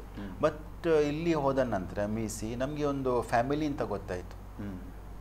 ಒಂದು ಫ್ಯಾಮಿಲಿ ಯಾವ ರೀತಿ ಇರಬೇಕು, ಯಾವ ರೀತಿ ನಾವು ಒಬ್ಬರನ್ನು ಫರ್ಗಿವ್ ಮಾಡಬೇಕು, ಕ್ಷಮಿಸಬೇಕು ಅಂತ ಎಲ್ಲ ನಾವು ಕಲ್ತ್ಕೊಂಡೆವು ಅಲ್ಲಿ ಹೋದ ನಂತರ. ಯಾವ ರೀತಿ ನಾವು ದೇವರ ವಾಕ್ಯವನ್ನು ಬೇರೆಯವರಿಗೆ ಕೊಡಬೇಕು, ಯಾವ ರೀತಿ ನಮ್ಮ ವಾಕ್ಯದಲ್ಲಿ ಸ್ಥಿರವಾಗಿ ನಿಲ್ಲಬೇಕು ಅಂತ ನಮಗೆ ಒಂದು ನಮ್ಮ ಪಾಸ್ಟರ್ ಕೋ ಅಂತ ಇದ್ದಾರೆ, ಅವರು ತುಂಬ ಚೆನ್ನಾಗಿ ನಮಗೆ ಹೇಳಿಕೊಡ್ತಾ ಇದ್ದಾರೆ. ನಾವು ಬೇರೆ ಚರ್ಚಿಗೆಲ್ಲ ಹೋದರೆ ನಮಗೆ ಯೂಶ್ವಲಿ ಅಲ್ಲಿ ಏನು ಸಿಗುತ್ತೆ, ನಮಗೆ ಮಿರಕಲ್ಸ್ ಎಲ್ಲ ಪವಾಡಗಳು ಅಲ್ಲಿ ಬೀಳೋದು. ಇಲ್ಲಿ ಚರ್ಚಲ್ಲಿ ಅದು ಹೇಳೋದು ಡಿಸೈಪಲ್ಶಿಪ್, ನಾವು ಯಾವ ರೀತಿ ದೇವರ ವಾಕ್ಯದಲ್ಲಿ ನಾವು ಇರಬೇಕು ಅಂತ ತುಂಬ ಚೆನ್ನಾಗಿ ಹೇಳಿಕೊಡ್ತಾರೆ ನಮಗೆ. ಅಲ್ಲಿ ಜೀವನ ಯೇಸು ಕ್ರಿಸ್ತವನ್ನು ನಂಬಿದ ನಂತರ ಕಷ್ಟಗಳು ಬಂದೇ ಬರ್ತವೆ ನಮ್ಮ ಜೀವನದಲ್ಲಿ. ಆ ಶಿಲುಬೆಯನ್ನು ಹೊತ್ಕೊಂಡು ನಾವು ನಡಿಬೇಕು ಅಂತ ಒಂದು ದೃಢವಾಗಿ ಅವರು ಹೇಳಿದ ನಂತರ ನನಗೆ ತುಂಬ ನಾವು ಕೂಡ ಅದೇ ರೀತಿ ನಡೀಲಿಕ್ಕೆ ಪ್ರಯತ್ನ ಪಡ್ತಾ ಇದ್ದೇವೆ. ಅಂದರೆ ನೀವು ಬೆಂಗಳೂರಿನಗಿಂತ ಜಾಸ್ತಿ? ಹೌದು, ತುಂಬ ಡೈಲಿ ಬೈಬಲ್ ಓದಿದ್ರೆ ನನಗೆ ಏನೋ ಅಸಮಾಧಾನ. ಡೈಲಿ ಓದ್ತಾ ಇದ್ದೆ ಮತ್ತು ಪ್ರೇಯರ್ ಮಾಡ್ತಿದ್ದೀವಿ ಜಾಸ್ತಿ. ನಮ್ಮ ಮನಸ್ಸಿನಲ್ಲೇ ಪ್ರೇಯರ್ ಮಾಡ್ತಿದ್ದೆವು. ಕೆಲಸ ಮಾಡ್ತಿರುವಾಗಲೂ ದೇವರಿಗೆ ಸ್ತುತಿಯನ್ನು ಮಾಡ್ತಾ ಇದ್ದೆ ನಾನು ಯೂಶ್ವಲಿ. ಅಂದರೆ ನೀವು ಅದೆಲ್ಲ ಮಾಡ್ತಿದ್ರಿ. ಈಗ ನೀವು ರಕ್ಷಣೆ ಅಂದರೆ ದೀಕ್ಷಾಸ್ನಾನ ಬೆಂಗಳೂರಿನಲ್ಲೇ ಮಾಡಿದ್ರಿ? ಅದು ಪುನಃ ನಾನು ಅಲ್ಲಿ ಕುವೆಟಲ್ಲಿ ತಗೊಂಡೆ. ನಿಜವಾಗಿ ಮಾನಸ? ಹೌದೌದು, ಮಾನಸಾಂತರ. ನನ್ನ ಜೀವನದಲ್ಲಿ ಬದಲಾವಣೆಗಳು, ಅದರಿಂದ ನಾನು ಎಲ್ಲವೂ ಬಿಟ್ಟುಬಿಟ್ಟೆ. ನನ್ನಲ್ಲಿ ಏನೇನು ಅಸೂಯೆ, ಮತ್ಸರ, ದ್ವೇಷ ಇದೆಲ್ಲ ನ್ಯಾಚುರಲ್ ಆಗಿ ಇರುತ್ತೆ ಮನುಷ್ಯನಲ್ಲಿ, ಅದೆಲ್ಲ ಕಂಪ್ಲೀಟ್ ನಾನು ಸರೆಂಡರ್ ಮಾಡಿದೆ. ಹುಟ್ಟುವಾಗಲೇ ಬರ್ತದೆ ಅದು? ಹೌದು, ಹುಟ್ಟುಗುಣ. ಅದು ಹುಟ್ಟುವಾಗಲೇ ಬರ್ತದೆ ಅದು. ಹೌದು, ಹುಟ್ಟುಗುಣ ಅಂದರೆ ನಮ್ಮ ಕೆಲವರಿಗೆ ಹುಟ್ಟುಗುಣ ಅಂದರೆ ಏನಂದರೆ ಅದು ಆದಾಮನಿಂದ ಬಂದಿದ್ದು. ಆದಾಮನಿಂದ ಬಂದರೆ ನಮ್ಮ ತಂದೆ ತಾಯಿ ಕಲಿಸಿದ್ದು ಕೂಡ ಅಲ್ಲ, ನಮ್ಮ ಹಿರಿಯರು ಕಲಿಸಿದ್ದಲ್ಲ, ಅದು ರಕ್ತದಿಂದ ಬಂದಿದಂತ ಹೇಳ್ತಾರೆ. ಬಂದಂಥ ಒಂದು ಗುಣಗಳು ಅಂದರೆ ಆದಾಮನಿಂದ ಉತ್ಪತ್ತಿಯಾದ ಸಂತತಿ ಅದರಲ್ಲಿ ಎಲ್ಲ. ಏಕೆಂದರೆ ಆದಾಮನೇ ಎದೆನ್ ತೋಟದಲ್ಲಿ ಸುಳ್ಳು ಹೇಳೋದು ಅಲ್ಲ, ಒಬ್ಬರೊಬ್ಬರ ಮೇಲೆ ಬ್ಲೇಮ್ ಮಾಡಲಿಕ್ಕೆ ಅಂಥದ್ದು ನಮ್ಮಲ್ಲಿ ಬಂದಿದೆ ಒಂದು. ಹೌದು, ಹಾಗಾಗಿ ಇದೆಲ್ಲ ಎಲ್ಲ ಮನುಷ್ಯರಲ್ಲಿ ಇದು ಇದ್ದೇ ಇರ್ತದೆ. ಹೌದು. ಈಗ ನೀವು ರಕ್ಷಣೆ ಹೊಂದಿದ್ದೀರಿ, ನೀವು ಒಬ್ಬರು ರಕ್ಷಣೆಯಿಂದಲ್ಲ ಕುಟುಂಬವಾಗಿ ರಕ್ಷಣೆ ಹೊಂದಿದ್ದೀರಿ? ಕುಟುಂಬವಾಗಿ ನಾವು ಅಲ್ಲಿ ಬೆಂಗಳೂರಿನಲ್ಲಿ ಇರುವಾಗ ನೀವು ವಾಕ್ಯ ಎಲ್ಲ ಕೇಳ್ತಿದ್ರಲ್ಲ? ಹೌದು, ಕೇಳ್ತಿದ್ದೆ ನಾನು. ಆವಾಗ ನಿಮಗೆ ಕುಟುಂಬದ ಬಗ್ಗೆ ಏನಾದರೂ ಗೊತ್ತಿತ್ತಾ? ಇಲ್ಲ, ಅಷ್ಟೊಂದು ಇರ್ತಿರ್ಲಿಲ್ಲ ನನಗೆ. ಅಂತೇಳಿ ಅಷ್ಟೊಂದು ನನಗೆ ಆ ಜ್ಞಾನ ಇರಲಿಲ್ಲ. ಈಗ ಈ MVC ಚರ್ಚ್ ಯಾವಾಗ ನಾನು ಕಂಪ್ಲೀಟಾಗಿ ನಾನು ಸ್ವಂತ ರಕ್ಷಕ ಯೇಸುವನ್ನು ನಾನು ಸ್ವಂತ ರಕ್ಷಕನ ಸ್ವೀಕರಿಸಿದ ಆಮೇಲೆ ನನಗೆ. ಈಗ ನೀವು ಬೆಂಗಳೂರಿನಲ್ಲಿರುವ ಮದುವೆ ಆಗಿತ್ತಲ್ಲ ನಿಮಗೆ? ಹೌದು, ಮದುವೆ ಆಗಿತ್ತು. ಅದು ನೀವು ಚರ್ಚಿಗೆ ಹೋಗ್ತಿದ್ರಿ? ನಾನು ಎಲ್ಲ ಕಡೆ ಹೋಗ್ತಿದ್ದೆ. ಯೂಶ್ವಲಿ ರೋಮನ್ ಕ್ಯಾಥಲಿಕ್ ಹೋಗ್ತಿದ್ದೆ, ಬಿಲೀವರ್ಸ್ ಬೇರೆ ಚರ್ಚಿಗೂ ಹೋಗ್ತಿದ್ದೆ. ಹೌದು, ಎಲ್ಲ ಕಡೆ ಹೋಗ್ತಿದ್ದೆ. ಎಲ್ಲಿ ದೇವರ ವಾಕ್ಯ ಉಂಟು ಅಲ್ಲಿ ಹೋಗೋದು. ಇವತ್ತು ಏನೋ ನಡೀತಾ ಉಂಟು ಇಲ್ಲಿ ಹೋಗುವ ಅಂತ ಅಲ್ಲಿ ಹೋಗೋದು, ಅಲ್ಲಿ ಸ್ವಲ್ಪ ವಾಕ್ಯವನ್ನು ಕೇಳೋದು. ಪೊಟ್ಟ ರಿಟ್ರೀಟ್ ಎಲ್ಲ ಹೋಗ್ತಾಯಿದ್ದೆ, ಬೇರೆ ರಿಟ್ರೀಟ್ ಎಲ್ಲ ಆಗ್ತಿತ್ತು, ಅಲ್ಲೆಲ್ಲ ಹೋಗ್ತಿದ್ದೆ ನಾನು. ಅಂದರೆ ನೀವು ಬ್ಯಾಂಗ್ಳೂರಿನಲ್ಲಿ ನೀವು ಒಬ್ಬರೇ ಇದ್ದರೆ ಕುಟುಂಬವಾಗಿದ್ದೀರಾ? ಇಲ್ಲ, ನಾನು ಒಬ್ಬರೇ ಸಿಂಗಲ್ ಆಗಿದ್ದೆ. ಹೌದು. ಅಂದರೆ ಹೀಗೆಲ್ಲ ಚರ್ಚಿಗೆಲ್ಲ ಹೋಗುವಾಗ ನಿಮಗೆಲ್ಲ ವಾಕ್ಯ ನಿಮಗೆ ಗೊತ್ತಾಗ್ತಿತ್ತಲ್ಲ? ಹೌದು, ಸ್ವಲ್ಪ ಗೊತ್ತಾಗ್ತಿತ್ತು. ನಿಮ್ಮ ಇವರಿಗೆ ಹೇಳ್ತಿದ್ರೆ ನೀವು? ಇಲ್ಲ ಎಂದು ನಾನು ಹೇಳ್ತಿದ್ದೆ. ಬಟ್ ನನಗೆ ನಾನು ಫೇವರೇಟ್ ಅಂತೇಳಿ ನಾನು ಸೈಂಟ್ ಆ್ಯಂಟೋನಿ ಡೋರ್ನಹಳ್ಳಿಗೆ ನಾನು ಯೂಶ್ವಲಿ ನಾನು ಹೋಗ್ತಾ ಇದ್ದೆ. ಒಬ್ಬನೇ ಆಗಿ ಹೋಗ್ತಿದ್ದೆ, ನಾನು ಫ್ರೆಂಡ್ಸ್ ಹತ್ರ ಹೋಗ್ತಿರ್ಲಿಲ್ಲ. ಇವರಿಗೆ ಯಾವ ರೀತಿ ವಾಕ್ಯವನ್ನು ಕೊಟ್ಟಿಲ್ಲ ನಾನು, ಯಾಕೆಂತ ಅವರು ಸ್ಟ್ರಾಂಗ್ ಆಗಿದ್ದರು ನನಗಿಂತ. ಅವರು ಫೇತಲ್ಲಿ ಜಾಸ್ತಿ, ನನಗಿಂತ ಜಾಸ್ತಿ ಅವರಿದ್ದರು. ಯಾವ ಫೇತಲ್ಲಿ? ಅವ್ರು ಯಾವ ಫೇತಲ್ಲಿ ಇದ್ದರು, ಅವನ ಕೇಳಿ ವರ್ಡಲ್ಲಿ ಇದ್ದರು ಅವರು. ಆದರೆ ನನಗೆ ಅಷ್ಟು ಅದರ ಬಗ್ಗೆ ಪ್ರೇಯರ್ ಎಲ್ಲ ಮಾಡಲಿಕ್ಕೆ ಬರ್ತಿರಲಿಲ್ಲ. ನಾನು ರೋಸರಿ ಎಲ್ಲ ಮಾಡ್ತಿದ್ದೆ, ಚರ್ಚಿನಿಂದೆಲ್ಲ ಬಂದ ಕೆಲವು ಪ್ರೇಯರ್ಸ್ ಎಲ್ಲ ಇತ್ತು, ಅದನ್ನೇ ನಾನು ಹೇಳ್ತಿದ್ದೆ ಯೂಶ್ವಲಿ. ಇವರು ಹೇಳ್ತಿರುವಾಗ ನಾನು just alleluia praise the lord ಅಷ್ಟೇ ಹೇಳ್ತಿದ್ದೆ. ಹಾಗೆ ಅವರು ನನಗಿಂತ ಮೊದಲು ಅವರು ತುಂಬ ಬಲವಾಗಿದ್ದರು ವಾಕ್ಯದಲ್ಲಿ. ಸಿಸ್ಟರ್ ಅವರ ಬಗ್ಗೆ ಹೇಳ್ತಾ ಇದ್ದಾರೆ. ಈಗ ನೀವು ಮದುವೆ ಆಗುವಾಗ ದೇವರ ವಾಕ್ಯದ ಬಗ್ಗೆ ಗೊತ್ತಿತ್ತಾ ನಿಮಗೆ? ಹೌದು, ಹೇಗೆ ಗೊತ್ತಾಗಿತ್ತು? ನಾನೊಂದು 3 ಸಲ ಪೋಟಕ್ಕೆ ಹೋಗಿದ್ದೆ. ಅಲ್ಲಿ ನನಗೆ ಅದು ಪ್ರೇಸ್ ಆ್ಯಂಡ್ ವರ್ಷಿಪ್ ಹೇಗೆ ಮಾಡಬೇಕು ಅದು ನನಗೆ ಸ್ವಲ್ಪ ಗೊತ್ತಾಯಿತು. ಅದರ ಬಗ್ಗೆ ಬೈಬಲ್ ಓದೋದು, ಬೈಬಲ್ ಮೇಲೆ ತುಂಬ ಅಂದರೆ ವಾಕ್ಯದ ಮೇಲೆ ತುಂಬ ದೃಢ ನಂಬಿಕೆ ಅಲ್ಲಿಂದ ಸ್ಟಾರ್ಟ್ ಆಯಿತು. ಅಂದರೆ ನನಗೆ ಚಿಕ್ಕಂದಿನಿಂದ ನಮ್ಮ ಮನೆಯಲ್ಲಿ ಪ್ರೇಯರಿಗೆ ತುಂಬ ಪ್ರಾಮುಖ್ಯತೆ ಕೊಡ್ತಿದ್ರು. ನಮ್ಮ ತಂದೆ ತಾಯಿ ಆದರೆ ತಂದೆ ಕೂಡ ಚರ್ಚಲ್ಲಿ ಜಾಸ್ತಿ ಇದ್ದರು, ಸರ್ವ್ ಮಾಡಿಕೊಂಡು. ಯಾವ ಚರ್ಚಲ್ಲಿ? ಕ್ಯಾಥಲಿಕ್ ಚರ್ಚಲ್ಲಿ. ಮತ್ತು ಬೈಬಲ್ ದಿನಾಲೂ ರೋಸರಿ ಆದಮೇಲೆ ಬೈಬಲ್ ಓದಲಿಕ್ಕಿತ್ತು ದಿನಾಲೂ, ಅದು ನನಗೆ ಕೊಡ್ತಿದ್ರು. ಹೌದು, ಅದು ನಾನು ಓದ್ತಿದ್ದೆ ಆದರೆ ಅಷ್ಟೊಂದು ದೃಢವಾಗಿ ಇರಲಿಲ್ಲ, ವಾಕ್ಯದ ಮೇಲೆ ಅರ್ಥಪೂರ್ಣವಾಗಿ ಗೊತ್ತಿರಲಿಲ್ಲ. ಓದುತ್ತಿದ್ದೆವು. ಆದರೆ ಪೋಟಕ್ಕೆ ಹೋದ್ಮೇಲೆ ಅದರ ಕೆಲವೆಲ್ಲ ಅರ್ಥಗಳು, ವಾಕ್ಯದ ಅರ್ಥ ಏನು ಅಂತ ತಿಳುವಳಿಕೆ ಬಂತು. ನಾನು ಬರೀಲಿಕ್ಕೆ ಸ್ಟಾರ್ಟ್ ಮಾಡಿದೆ.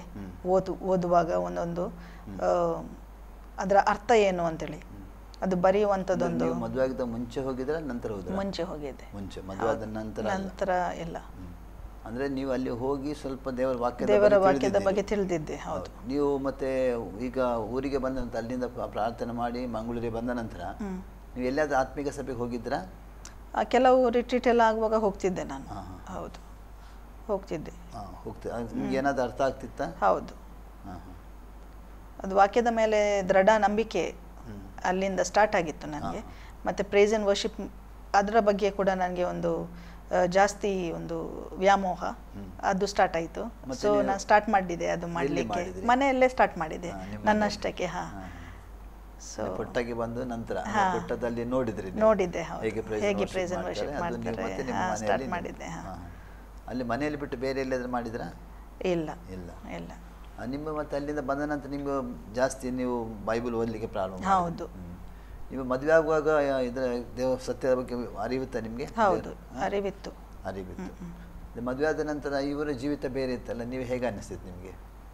ಅಂದರೆ ಇದು ಬ್ಯಾಂಗ್ಳೂರಿನಲ್ಲಿದ್ರು ಅಂತ ಹೇಳ್ತಾರೆ ಅವರು. ಹೌದಾ, ಆವಾಗ ಪ್ರೇ ಮಾಡ್ತಿದ್ದೆ ನಾನು. ಪ್ರೇಯರಿಗೆ ತುಂಬ ಪ್ರೇ ಮಾಡ್ತಿದ್ದೆ. ಅದು ಪ್ರೇಯರಲ್ಲೇ ಅವರದ್ದು ಜೀವನ ಚೇಂಜ್ ಆಗಿದೆ. ಏನಂತ ಪ್ರೇ ಮಾಡ್ತಿದ್ರಿ?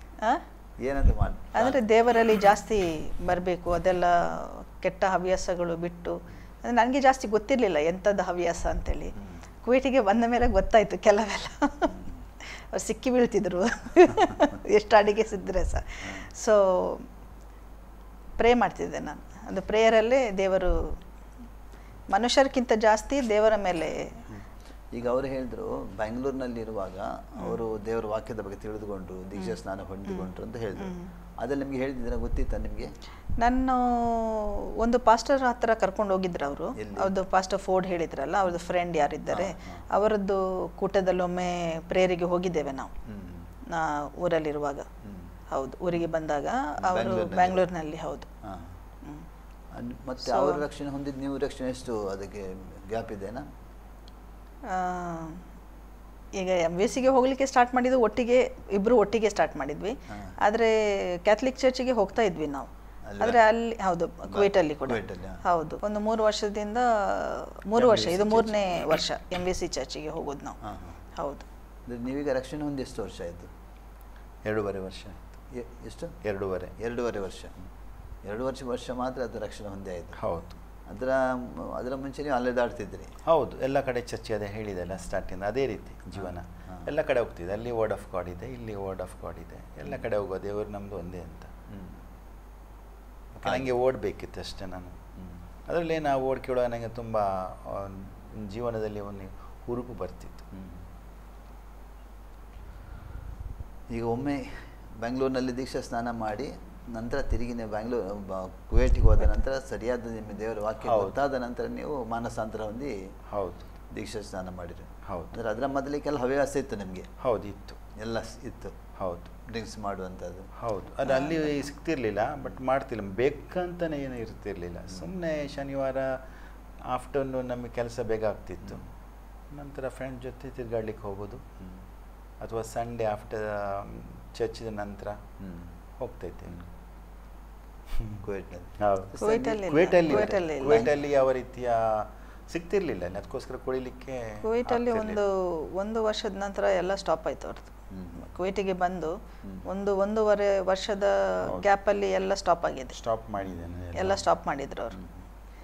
ಈಗ ನೀವು ರಕ್ಷಣೆ ಹೊಂದಿದ್ದೆ ಯಾವಾಗ? ನೀವು ಯೇಸು ಸ್ವಾಮಿಯನ್ನು ಸ್ವಂತ ರಕ್ಷಕನಾಗಿ ಅಂಗೀಕಾರ ಮಾಡಿ?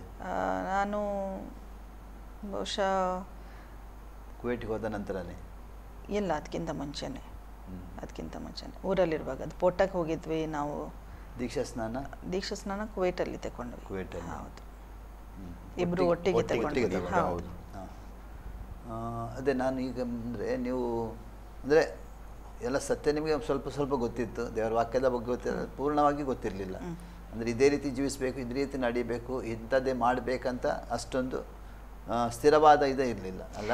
ಅಂದರೆ ಡಿಸೈಪಲ್ಶಿಪ್ ಏನಂತೇಳಿ ಗೊತ್ತಿಲ್ಲ, ಶಿಷ್ಯತೆ ಏನು ಗೊತ್ತಿಲ್ಲ. ಹೌದು, ಅಂದರೆ ಜೀಸಸ್ ಏನು ಹೇಳಿದ್ದಾರೆ ಅದು ಗೊತ್ತಿತ್ತು, ಆದರೆ ಅಷ್ಟು ಡೀಪಾಗಿ ಅದು ನಮಗೆ ಸಹ ಅಳವಡಿಸ್ತದೆ ಎನ್ನುವ ವಾಕ್ಯ ಅದು ಗೊತ್ತಿರಲಿಲ್ಲ ಅಷ್ಟೊಂದು. ಇವಾಗ ಗೊತ್ತಾಗುತ್ತೆ, ನಾವು ಜನರನ್ನು ನೋಡ್ತಿದ್ವಿ. ಹೌದು, ಹಾಗಾಗಿ ನಮಗೆ ಅಷ್ಟೊಂದು ಅಗತ್ಯ ಬೇಕಂತ ಗೊತ್ತಿರಲಿಲ್ಲ. ಹೌದು, ಮತ್ತು ಕ್ಯಾಥಲಿಕ್ ಬ್ಯಾಕ್ಗ್ರೌಂಡಲ್ಲಿ ಅದು ನಿಮಗೆ ಹೇಳಿ ಕೊಡೋದಿಲ್ಲ ಅಷ್ಟೊಂದು. ಸೊ ಇವಾಗ ಗೊತ್ತಾಗ್ತದೆ ಏನು ಜೀಸಸ್ ಇದು ಪ್ರಾಮುಖ್ಯತೆ ಏನು, ಮತ್ತು ಅವರ ಪ್ರಮುಖ ವರ್ಡ್ ಏನು ಹೇಳ್ತದೆ ಅಂತೇಳಿ. ಅಂದರೆ ಮುಖ್ಯವಾಗಿ ರಕ್ಷಣೆ, ಒಂದು ವ್ಯಕ್ತಿಗೆ ರಕ್ಷಣೆ ಮುಖ್ಯ ಅಲ್ಲ?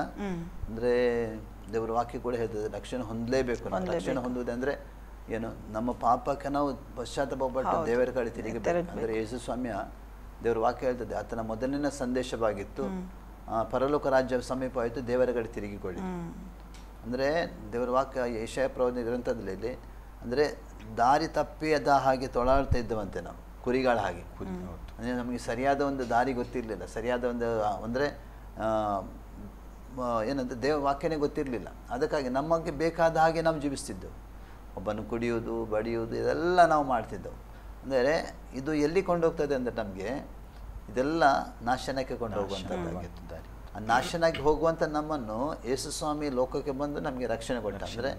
ಅಂದರೆ ಮನುಷ್ಯನ ಆತ್ಮವು ನಾಶವಾಗುವುದ್ರೆ ದೇವರು ಸಂತೋಷ ಪಡಲಿಲ್ಲ, ಅದಕ್ಕಾಗಿ ತನ್ನ ಒಬ್ಬನೇ ಮಗನ ವಾಕ್ಯ ಹೇಳ್ತದಲ್ಲ, ದೇವರು ಲೋಕದ ಮೇಲೆ ಎಷ್ಟೋ ಪ್ರೀತಿಯಂಟು ತನ್ನ ಒಬ್ಬನೇ ಮಗನನ್ನು ಕಳಿಸಿ ಅವನು ನಮ್ಮವನೇ ನಾಶವಾಗುವುದಿಲ್ಲ, ರಕ್ಷಣೆ ಒಂದು ನಿತ್ಯ ಜೀವ ಪಡೆಯಬೇಕು. ಅಂದರೆ ದೇವರ ಚಿತ್ತ ಇತ್ತು ನಾವು ನಿತ್ಯ ಜೀವ ಪಡೆಯಬೇಕು ಜೀವನ. ಆದರೆ ನಮ್ಮ ದಾರಿ ಆಗಿರಲಿಲ್ಲ ಅಲ್ಲ, ನಾವು ನಮ್ಮದೇ ದಾರಿಯಲ್ಲಿ ನಡೆಯುತ್ತಿದ್ದೆವು. ಹಾಗೆ ದೇವರು ನಮ್ಮ ಮೇಲೆ ಪ್ರೀತಿಯನ್ನಿಟ್ಟು ಈ ಲೋಕಕ್ಕೆ ಯೇಸುವನ್ನು ಕಳಿಸಿದ.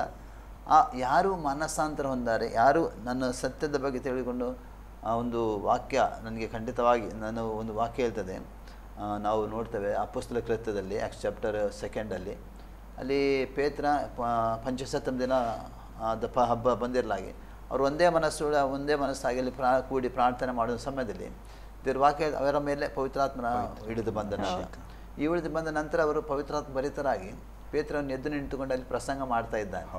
ದೇವರ ವಾಕ್ಯವನ್ನು ಜನರಿಗೆ ಅಲ್ಲಿ ಕೂಡಿದಂಥ ಜನರಿಗೆ ಪ್ರಸಂಗ ಮಾಡಿದ ಸಮಯದಲ್ಲಿ 3,000 ಜನರಿಗೆ ಆ ವಾಕ್ಯ ಏನಾಯಿತು, ಹೃದಯಕ್ಕೆ ಅಲುಗನೆಟ್ಟಂತಾಯ್ತು ಅಂತ ವಾಕ್ಯ ಹೇಳ್ತದೆ. ಅದಕ್ಕೆ ಅವ್ರು ಕೇಳ್ತಾರೆ, ಸಹೋದರಿ ಹಾಗಾದ್ರೆ ನಾವೇನು ಅಂದರೆ ಪೇತ್ರನ ಪ್ರಸಂಗವಾಗಿತ್ತೇನು, ಸಿಲುಬೆ ಹಾಕಿದಂಥ ಯೇಸು ಕ್ರಿಸ್ತನ ಬಗ್ಗೆ, ಅಂದರೆ ನೀವು ಆತನನ್ನು ಸಿಲುಬೆಗೆ ಹಾಕಿ ಅವನು ಕೊಂದಿರಿ ಅಂತ ಆ ವಾಕ್ಯ ಕೇಳೋದ ಸಮಯದ ಜನರ ಹೃದಯದಲ್ಲಿ ಅಲುಗನೆಟ್ಟಂತಾಯ್ತು ಅಂತ ವಾಕ್ಯ ಹೇಳಿದೆ. ಅದಕ್ಕೆ ಅವ್ರು ಕೇಳ್ತಾರೆ, ಹಾಗಾದ್ರೆ ಸಹೋದರ ನಾವೇನು ಮಾಡಬೇಕು ಅಂತ ಕೇಳ್ತಾರೆ.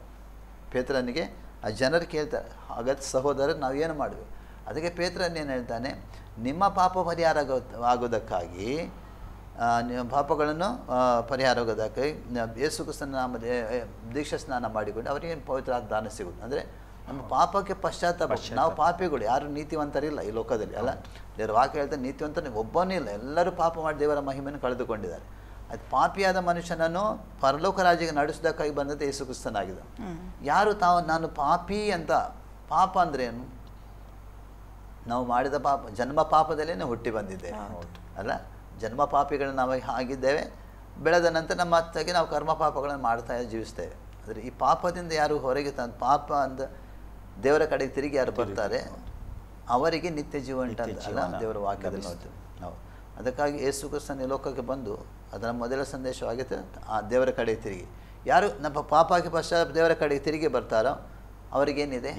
ನಿತ್ಯ ಜೀವ ಅನ್ನೋ ದೇವರ ವಾಕ್ಯದಲ್ಲಿ ನೋಡ್ತೇವೆ. ಅಂದರೆ ರಕ್ಷಣೆ ಅಂದರೆ ಒಬ್ಬ ಮನುಷ್ಯನು ತನ್ನ ಪಾಪಕ್ಕೆ ಪಶ್ಚಾತ್ತಾಪ ಪಟ್ಟು ದೇವರ ಕಡೆ ತಿರುಗಿ ದೇವರ ವಾಕ್ಯದ ಪ್ರಕಾರ ನಡೆಯುವಂಥದ್ದೇ ಇದು ರಕ್ಷಣೆ ಹೇಳ್ತಾರೆ. ಅಂದರೆ ಈ ರಕ್ಷಣೆ ಇಲ್ಲದಿದ್ದರೆ ಪರಲೋಕ ರಾಜ್ಯ ಇಲ್ಲ. ಯಾಕಂದರೆ ದೇವರ ವಾಕ್ಯದ ಮತ್ತಾಯನ ಸುವಾರ್ತೆಯಲ್ಲಿ ಅಗಲವಾದ ಒಂದು ದಾರಿ ಇದೆ, ಒಂದು ಇಕ್ಕಟ್ಟಾದ ದಾರಿ ಇದೆ. ಆರಿಸಿಕೊಳ್ಳೋದಕ್ಕೆ ನಮಗೆ ದೇವರು ಬಿಟ್ಟಿದ್ದಾನೆ. ಆರಿಸಿಕೊಳ್ಳೋದು ಲೋಕದಲ್ಲಿ ಇಕ್ಕಟ್ಟಿದೆ. ಈಗ ರಕ್ಷಣೆ ಬಂದ ನಂತರ ಕೆಲವರು ಹೇಳ್ತಾರೆ ಜಾತಿ ಬಿಟ್ಟಿದ್ದಾನೆ, ಧರ್ಮ ಬಿಟ್ಟಿದ್ದಾನೆ, ಅದು ಬಿಟ್ಟಿದ್ದಾನೆ, ಇದು ಬಿಟ್ಟಿದ್ದಾನೆ ಅಂತ. ಅಂದರೆ ಅದು ಬಿಡದಿದ್ದರೆ ಇದು ಇಲ್ಲ. ಅಂದರೆ ದೇವರ ವಾಕ್ಯಕ್ಕೆ ಅನುಸಾರವಾಗಿ ಹೋಗುವಾಗ, ದೇವರ ವಾಕ್ಯದ ಪ್ರಕಾರ ಹೋಗುವಾಗ ಕೆಲವು ಬಿಡಬೇಕಾಗ್ತದೆ. ಹೌದು ಅಲ್ಲ, ತ್ಯಾಗದ ಜೀವನ ಖಂಡಿತ ಮಾಡಲೇಬೇಕಾಗ್ತದೆ. ತ್ಯಾಗ ಜೀವನ ಮಾಡುವಾಗ ಜನರಿಗೆ ಅದು ಸರಿಯಾಗಿ ಅರ್ಥ ಆಗೋದಿಲ್ಲ. ಇವರು ಏನು ಮಾಡ್ತಾರೆ ಅಂತ ಬೇರೆ ಬೇರೆ ಹೆಸರು ಕೊಡ್ತಾರೆ ಆ ಟೈಮಲ್ಲಿ. ಅಂದರೆ ಆ ಹೆಸರು ಕೊಟ್ಟರು ಕೂಡ ನಾನು ಕ್ರಿಸ್ತನಲ್ಲಿ ಸ್ಥಿರವಾಗಿ ನಿಂತು ನಾವು ಮುಂದೆ ಹೋಗುವಾಗ ಆದರೆ ಇಕ್ಕಟ್ಟಾದ ಬಾಗಿನ ಸುಲಭ ಅಲ್ಲ. ನಿಂದೆ ಕೇಳಬೇಕು. ಹೌದು, ಅನೇಕರು ಬಿಟ್ಟು ಹೋಗ್ತಾರೆ, ಅನೇಕರು ಏನೇನು ಹೇಳ್ತಾರೆ, ಏನೆಲ್ಲ ಆಗ್ತದೆ ಅದನ್ನು ಸಹಿಸಿಕೊಂಡು ಹೋಗೋದು. ಅದೇ ಆತ್ಮಿಕ ಜೀವಿತವಾಗಿದೆ. ನೀವು ಹೇಗೆ ನಿಮಗೆ ರಕ್ಷಣೆ ಹೊಂದಿದ್ರಿ? ಈಗ ನೀವು ದೀಕ್ಷಾ ಸ್ನಾನ ಒಟ್ಟಿಗೆ ತಗೊಂಡ್ರಿ, ನೀವು ನಿಮ್ಮ ಕುಟುಂಬದ ವಿರೋಧಗಳು ನಿಮಗೆ ಬರಲಿಲ್ಲ ಆಗ? ತುಂಬ ಉಂಟು, ಈಗಲೂ ಉಂಟು, ಈಗಲೂ ಇದೆ. ಕುಟುಂಬದವ್ರು ಏನು ಹೇಳ್ತಾರೆ, ತಂದೆ ತಾಯಿಗಳು ಅಥವಾ? ತಾಯಿದು ತುಂಬ ಉಂಟು. ಮೊದಲು ನಾನು ಅವರಿಗೆ ವಾಕ್ಯ ಕೊಡ್ತಾ ಇದ್ದೆ, ಅಲ್ಲಿಂದ ಫೋನಲ್ಲಿ ಮಾತಾಡುವಾಗ ವಾಕ್ಯ ಕೊಡ್ತಾ ಇದ್ದೆ. ಆವಾಗ ಕೇಳ್ತಿದ್ರು, ಹೌದು ಸರಿ ಅಂತೇಳಿ. ಆದರೆ ಇವಾಗ ಸ್ವಲ್ಪ ಅಂದರೆ ಅವರಿಗೆ ಹೊರಗಿಂದ ಏನೋ ಸಮಾಜದ ಪ್ರೆಷರ್ ಓಕೆ ಇರುವುದರಿಂದ ಸ್ವಲ್ಪ ಒಪೋಸ್ ಮಾಡ್ತಾರೆ. ಅಂದರೆ ಪಾಪ ಅವರಿಗೆ ಸತ್ಯ ಗೊತ್ತಿಲ್ಲಲ್ಲ. ಹೌದು, ಸತ್ಯವನ್ನು ಕೂಡ ಅವರು ತಿಳಿದುಕೊಳ್ಳಿ ಗೊತ್ತುಂಟು ಅವರಿಗೆ ಗೊತ್ತುಂಟು. ವಾಕ್ಯದ ಬಗ್ಗೆ ಅವರಿಗೆ ತುಂಬ ನಂಬಿಕೆ ಇದೆ, ಓದ್ತಾರೆ, ವಾಕ್ಯವನ್ನು ಓದ್ತಾರೆ. ಆದರೆ ಅದನ್ನು ಅಡ್ಮಿಟ್ ಮಾಡಲಿಕ್ಕೆ ಬೇಡ. ಹೌದು, ಅಂದರೆ ದೇವರ ವಾಕ್ಯ ಹೇಳ್ತದೆ, ಒಬ್ಬ ಮನುಷ್ಯನು ಲೋಕವನ್ನೆಲ್ಲ ಸಂಪಾದನೆ ಮಾಡಿ ಆತ್ಮ ನಷ್ಟಪಡಿಸಿ ಏನು ಪ್ರಯೋಜನಕ್ಕೆ ಹೇಳ್ತದೆ. ಅಂದರೆ ಲೋಕದಲ್ಲಿ ಮಾನ ಸನ್ಮಾನ ಇದೆಲ್ಲ ಇದೆ ಅಲ್ಲ, ಆಸ್ತಿ ಎಲ್ಲ ಇದೆ, ಇದೆಲ್ಲ ಇದ್ದು ಪರಲೋಕ ಸ್ವರ್ಗನೇ ನಮಗೆ ಇಲ್ಲದಿದ್ದರೆ ನಮ್ದು ಏನು, ನಾವು ಅಷ್ಟೊಂದು ಮಾಡಿ ಏನು ಪ್ರಯೋಜನ ಲೋಕದಲ್ಲಿ ಬಂದು ಕೂಡ ಅಲ್ಲ. ಅಂದರೆ ಒಂದು ನಿರೀಕ್ಷೆ ಇಲ್ಲದ ಒಂದು ಜೀವಿತ. ಈಗ ಲೋಕಕ್ಕೆ ಭಯಪಟ್ಟು, ಸಮಾಜಕ್ಕೆ ಭಯಪಟ್ಟು, ಅಥವಾ ನಮ್ಮ ಜನರಿಗೆ ಭಯಪಟ್ಟು ಇದು ವೈಯಕ್ತಿಕ ರಕ್ಷಣೆ ಅಂದರೆ ಏನು, ಒಬ್ಬ ವ್ಯಕ್ತಿಯ ವೈಯಕ್ತಿಕವಾದ ಸಂಗತಿಯಾಗಿದೆ.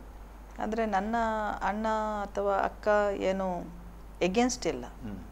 ಅಂದರೆ ಅವರು ಅಂದರೆ ಏನು ವಿರೋಧ ನನಗೆ ಏನು ಮಾಡಲಿಲ್ಲ, ಯಾಕೆ ಅದು ನನ್ನ ವೈಯಕ್ತಿಕ ಪರ್ಸನಲ್.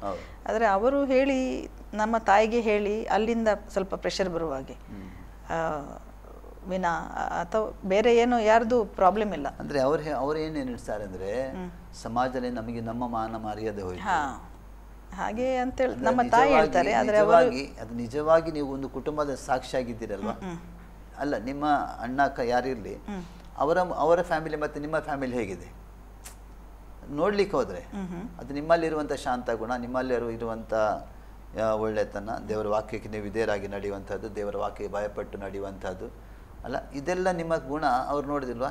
ನೋಡ್ತಾರೆ. ಆದರೆ ಅವರದ್ದು ಸಹ ಮನೆಯಲ್ಲಿ ಪ್ರೀತಿ ಇದೆ ಅವ್ರದ್ದು. ಅಂದರೆ ಅವರಿಗೆ ಅಂಥದ್ದು ವೀಕ್ಲಿ ಚರ್ಚಿಗೆ ಹೋಗೋದು ಅದು ದೊಡ್ಡದು, ಅದೆಲ್ಲ ಒಟ್ಟಿಗೆ ಫ್ಯಾಮಿಲಿ ಒಟ್ಟಿಗೆ ಆಗಿ ಹೋಗ್ತಾರೆ ಅವರು. ಅದರ ನಂತರ ಮನೆಯಲ್ಲಿ ಸಹ ಸಮಾಧಾನ, ಶಾಂತಿ ಸಮಾಧಾನ ಇದೆ, ಪ್ರೀತಿ ಇದೆ ಅವರದು, ಆದರೆ ವಾಕ್ಯ ಇಲ್ಲ. ಅದೇ ವಾಕ್ಯದಲ್ಲಿ ನೋಡ್ತೇವೆ, ಮಾರ್ಕನ ಸುವಾರ್ತೆ 7:6-7 ವಾಕ್ಯ ಹೇಳ್ತದೆ, ಈ ಜನರು ಮಾತಿನಲ್ಲಿ ನನ್ನ ಸನ್ಮಾನಿಸುತ್ತಾರೆ, ಅವರ ಹೃದಯ ನನ್ನ ತುಂಬ ದೂರ ಇದೆ. ಮಾತಿನಲ್ಲಿ ಸನ್ಮಾನ ಇದೆ, ಹೃದಯ ದೂರ ಇದೆ. ದೇವರಿಗೆ ಅದು ಬೇಡ. ದೇವರಿಗೆ ಏನು ಬೇಕು? ಹೃದಯ ಬೇಕು, ಮಾತು ಬೇಡ. ನಮ್ದು ಹೊರಗಿನ ನೋಟ, ಹೊರಗಿನದವರಿಗೆ ದೇವರಿಗೆ ಬೇಡ. ದೇವ್ರ ವಾಕ್ಯ ಹೇಳ್ತದೆ, ದೇವರು ಹೃದಯವನ್ನು ದೇವರು ಅಲ್ಲ. ಹಾಗಾದ್ರೆ ಹೊರಗಿನ ನೋಟದಲ್ಲಿ ನಾವೆಲ್ಲ ಮಾಡ್ತೇವೆ. ಒಂದು ವಾಕ್ಯ ಒಳ್ಳೆ ಹೇಳ್ತದೆ ಅದು, ಅಂದ್ರೆ ಈ ಜನರು ಮಾತಿನ ಸನ್ಮಾನಿಸುತ್ತಾರೆ, ಇವರ ಹೃದಯವು ನನ್ನಿಂದ ತುಂಬಾ ದೂರವಾಗಿದೆ, ವ್ಯರ್ಥವಾಗಿ ಇದು ನನ್ನನ್ನು ಪೂಜಿಸುವಂತಹದ್ದು. ಇವರು ನಿಜವಾದ ಬೋಧನೆಂದು ಏನು ಲೋಕದ ವಿಚಾರಗಳು, ಧಾರ್ಮಿಕ ವಿಚಾರಗಳು ಮಾಡ್ತಾ ಇದ್ದಾರೆ. ಅಂದ್ರೆ ಜನರಿಗೆ ದೇವರ ನಿಜವಾದ ವಾಕ್ಯ ಬೇಡ. ಅಂದ್ರೆ ನಿಜವಾಗಿ ರಕ್ಷಣೆಗೆ ದೇವರ ವಾಕ್ಯದಲ್ಲಿ ಬಂದ್ರೆ ಒಂದು ಸಂತೋಷ ಸಿಗ್ತದೆ, ಒಂದು ಸಮಾಧಾನ ಸಿಗ್ತದೆ. ಇದರಲ್ಲಿರುವಂಥ, ಈಗ ನಿಮ್ಮ ಜೀವಿತದಲ್ಲಿರುವಂಥ ಸಂತೋಷ ಸಮಾಧಾನ ನನಗೆ ಗೊತ್ತಿಲ್ಲ ಅವರ ಜೀವಿತದಲ್ಲಿ ಇರಬಹುದು ಅಂತ. ಒಬ್ಬ ಕ್ರಿಸ್ತನಲ್ಲಿ ಬಂದರೆ ಅವನ ಜೀವಿತ ಬದಲೇ ಆಗ್ತದೆ, ಅವನ ಸ್ವಭಾವಗಳು ಬದಲೇ ಆಗ್ತವೆ, ಅವನ ಪ್ರತಿಯೊಂದು ಸಂಗತಿಗಳಲ್ಲಿ ಬದಲೇ ಆಗ್ತದೆ. ದೇವರು ಮಾಡ್ತಾನೆ ಅಲ್ಲ. ಈಗ ನೀವು ಒಂದು ಸಾಕ್ಷಿಯ ಕುಟುಂಬದಲ್ಲಿದ್ದೀರಿ ಅಲ್ಲ. ಆದರೂ ಕೂಡ ಅಂದರೆ ದೇವರ ವಾಕ್ಯ ಕೂಡ ಹೇಳ್ತದೆ, ಅಂದರೆ ಈ ಲೋಕದ ಅಧಿಪತಿಯಾದ ಸೈತಾನನು ನಂಬಿಕೆ ಇಲ್ಲದವರ ಮನಸ್ಸನ್ನು ಮಂಕು ಮಾಡಿದ್ದಾನೆ. ಕೊರಿಂಥ ಪತ್ರಿಕೆಯಲ್ಲಿ ನೋಡ್ತೇವೆ, ಈ ಲೋಕದ ಅಧಿಪತಿ ಜನರ ಮನಸ್ಸನ್ನು ಮಂಕು ಮಾಡಿದ್ದಾನೆ ಅಂತ ವಾಕ್ಯ ಹೇಳಿದೆ. ಯಾಕಂದರೆ ರಕ್ಷಣೆ ಅವರು ಪ್ರಕಾಶ ನೋಡಬಾರ್ದಂತ. ಹಾಗೆ ಆದರೂ ಕೂಡ ನೀವು ಒಳ್ಳೆ ರೀತಿ ಇದ್ದೀರ ಅವರ. ಹೌದು, ಅವರೊಟ್ಟಿಗೆ ನಾವು ನಮಗೇನು ಪ್ರಾಬ್ಲಮ್ ಇಲ್ಲ ಇಷ್ಟವರೆಗೆ. ಅವರೇನು ನಮ್ಮ ಹತ್ರ ಬಂದು ಈ ವಿಚಾರದಲ್ಲಿ ಮಾತಾಡ್ತಾ ಇಲ್ಲ. ಅಷ್ಟೇ ಸಮಾಧಾನ ಇಲ್ಲ ಅವರಿಗೆ. ಸಮಾಧಾನ ಹೌದು ಇರ್ಲಿಕ್ಕೆ ಇಲ್ಲ, ಆದ್ರೆ ನಮ್ಮೊಟ್ಟಿಗೆ ಒಳ್ಳೆದ್ರಲ್ಲಿದ್ದಾರೆ, ನಮ್ಮ ಜೊತೆ ಏನು ಇದಿಲ್ಲ, ಪ್ರಾಬ್ಲಮ್ ಇಲ್ಲ. ನಿಮಗೆ ನಿಮ್ಮ ಫ್ಯಾಮಿಲಿಯಲ್ಲಿ ಇಲ್ಲಿ ಯಾವುದೇ ರೀತಿ ತೊಂದರೆಗಳಿಲ್ಲ. ರಕ್ಷಣೆ ಬಂದಿದ್ದಕ್ಕಾಗಿ ಯಾರಾದರೂ ಇಲ್ಲ, ಅದೇನೇ ಇಲ್ಲ. ಅವರಿಗೆ ಯಾವ ರೀತಿ ಸಂತೋಷ. ಯಾಕೆಂತೇಳಿ ನನ್ನ ಜೀವನದಲ್ಲಿ ಬದಲಾವಣೆಗಳನ್ನು ಕಂಡು ಅವ್ರಿಗೂ ತುಂಬ ಸಂತೋಷ. ಒಂದೇ ರೀತಿಯಲ್ಲಿ ಬೇಸರ ಅಂತ ಹೇಳಿದರೆ, ನಾವು ಈ ರೀತಿ ಅವರು ಮಾಡಿದಾಗೆ ನಾವು ಮಾಡೋದಿಲ್ಲ, ಪ್ರಾರ್ಥನೆ ವಿಧಿವಿಧಾನಗಳೆಲ್ಲ ನಾವು ಮಾಡೋದಿಲ್ಲ ಅಂತ ಒಂದು ರೀತಿ ಮನಸ್ಸಲ್ಲಿ ಈ ಬೇಜಾರ ಇರ್ಬೋದು. ಬಟ್ ಒಂದು ರೀತಿಯಲ್ಲಿ ಅವ್ರಿಗೆ ಸಂತೋಷನೇ ಇದೆ.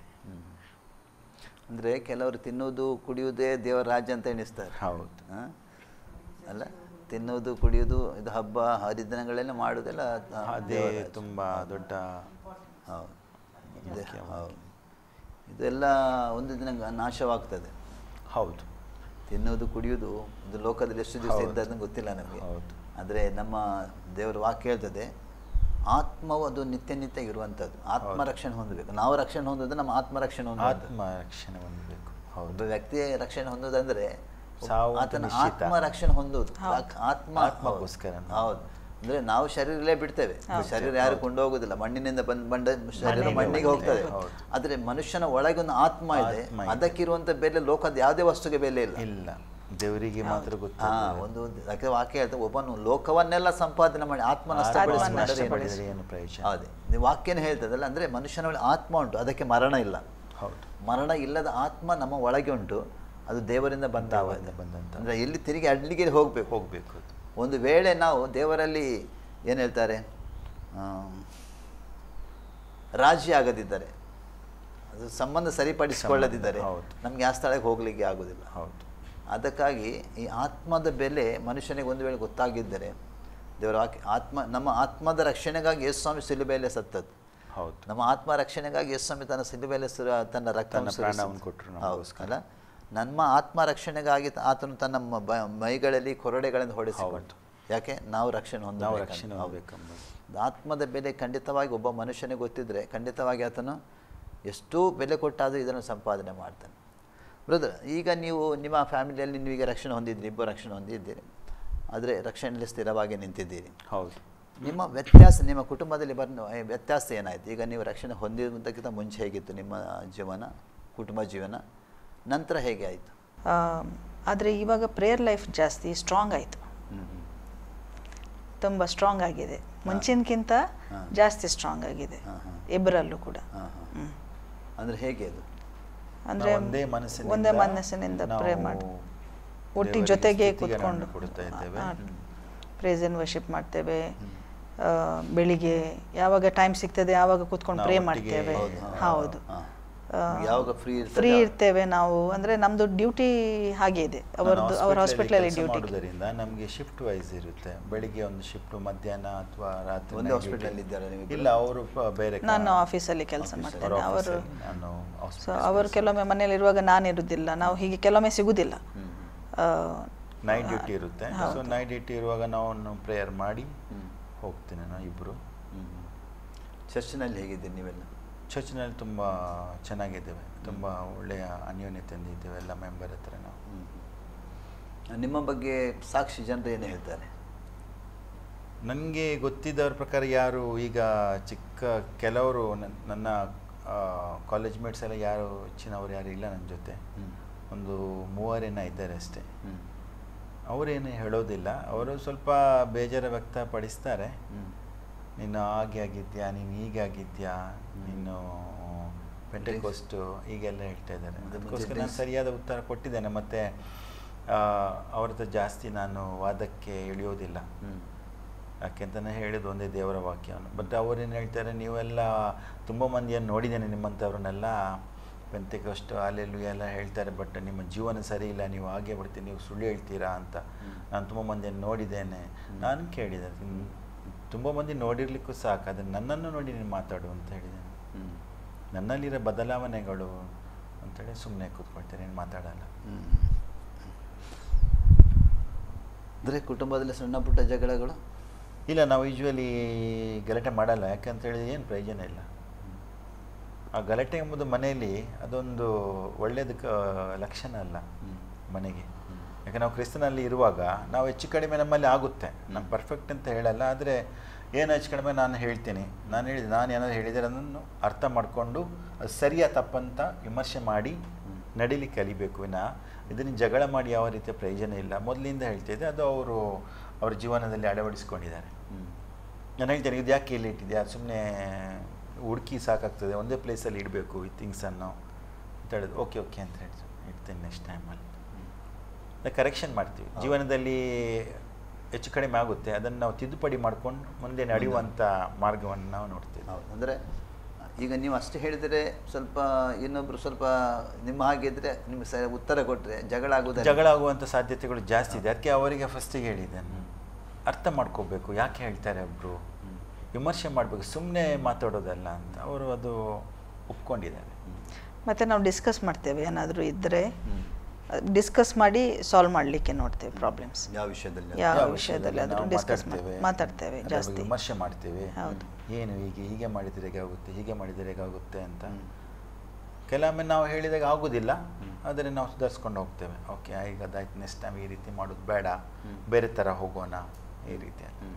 ಇವನ್ ವರ್ಡ್ ಕೂಡ ನಾವು ಪ್ರೇ ಮಾಡುವಾಗ, ವರ್ಡ್ ಓದುವಾಗ ನಾವು ಡಿಸ್ಕಸ್ ಮಾಡ್ತೇವೆ. ಅದು ವರ್ಡ್ ಆದಮೇಲೆ ಅದು ಯಾಕೆ ಹೀಗೆ ಆಯಿತು, ನೀನು ಹೇಳು, ನೀವು ಹೇಳಿ ಎಂತ ಅರ್ಥ ಆಯಿತು ಅದರ ಬಗ್ಗೆ, ಹಾಗೆ. ಸೊ ಅದು ಡಿಸ್ಕಷನ್ ಉಂಟು, ಮನೆಯಲ್ಲಿ ಡಿಸ್ಕಸ್ ಮಾಡ್ತೇವೆ. ಹೌದು, ಯಾಕೆ ಈ ರೀತಿ ಹೇಳಿದರು ಪೌಲರು ಅಥವಾ ಪೀಟರ್, ಯಾಕೆ ಇರ್ಬೋದು ಅಂತ ನಾವು ಆಲೋಚನೆ, ಮತ್ತು ನಾವು ಪ್ರೇಯರ್ ಮಾಡ್ತೇವೆ ಅದರ ಬಗ್ಗೆ ಜ್ಞಾನವನ್ನು ಕೊಡೋದಕ್ಕೋಸ್ಕರ. ಅದು ಒಂದು 4-5 ಸಲ ಹೀಗೆ ಪ್ರೇಯರ್ ಮಾಡುವಾಗ ನಂತರ ನಮಗೆ ಅದು ಸಿಗುತ್ತೆ, ಅದರ ಅರ್ಥ ಸಿಗುತ್ತೆ.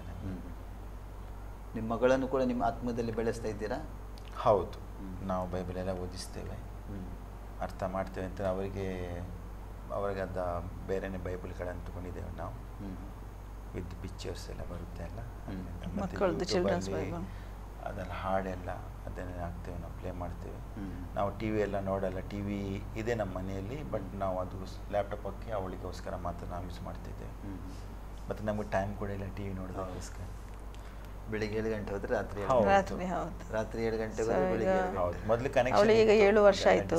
ಸೊ 7 ವರ್ಷದಿಂದ ನಾವು ಇಬ್ಬರು ಕೂತ್ಕೊಂಡೊಂದು ಟಿ ವಿ ನೋಡಲಿಕ್ಕೆ ನಮಗೆ ಟೈಮ್ ಸಿಗಲಿಲ್ಲ. ಅಂದರೆ ಗಲ್ಫಿಂದ ಹೋದ ಉದ್ದೇಶ ಕೆಲಸಕ್ಕಂತ ಹೋದದ್ದಲ್ಲ, ಕೆಲಸಕ್ಕಂತ ಹೋದದ್ದು. ಆದರೆ ಹೌದು, ದೇವರು ನಮಗೆ ಟೈಮ್ ಸಿಗೋದೇ ಕಡಿಮೆ, ಟೈಮ್ ಸ್ವಲ್ಪ ಕಡಿಮೆ ಆಗುತ್ತೆ. ಯಾಕಂತ ಹೇಳಿದರೆ ಕೆಲಸಕ್ಕೆ ಜಾಸ್ತಿ ಪ್ರಾಮುಖ್ಯತೆ ಕೊಡ್ತಾ ಇದ್ದೇವೆ. ಕೊಡಲೇಬೇಕಾಗ್ತದೆ. ಹೌದು.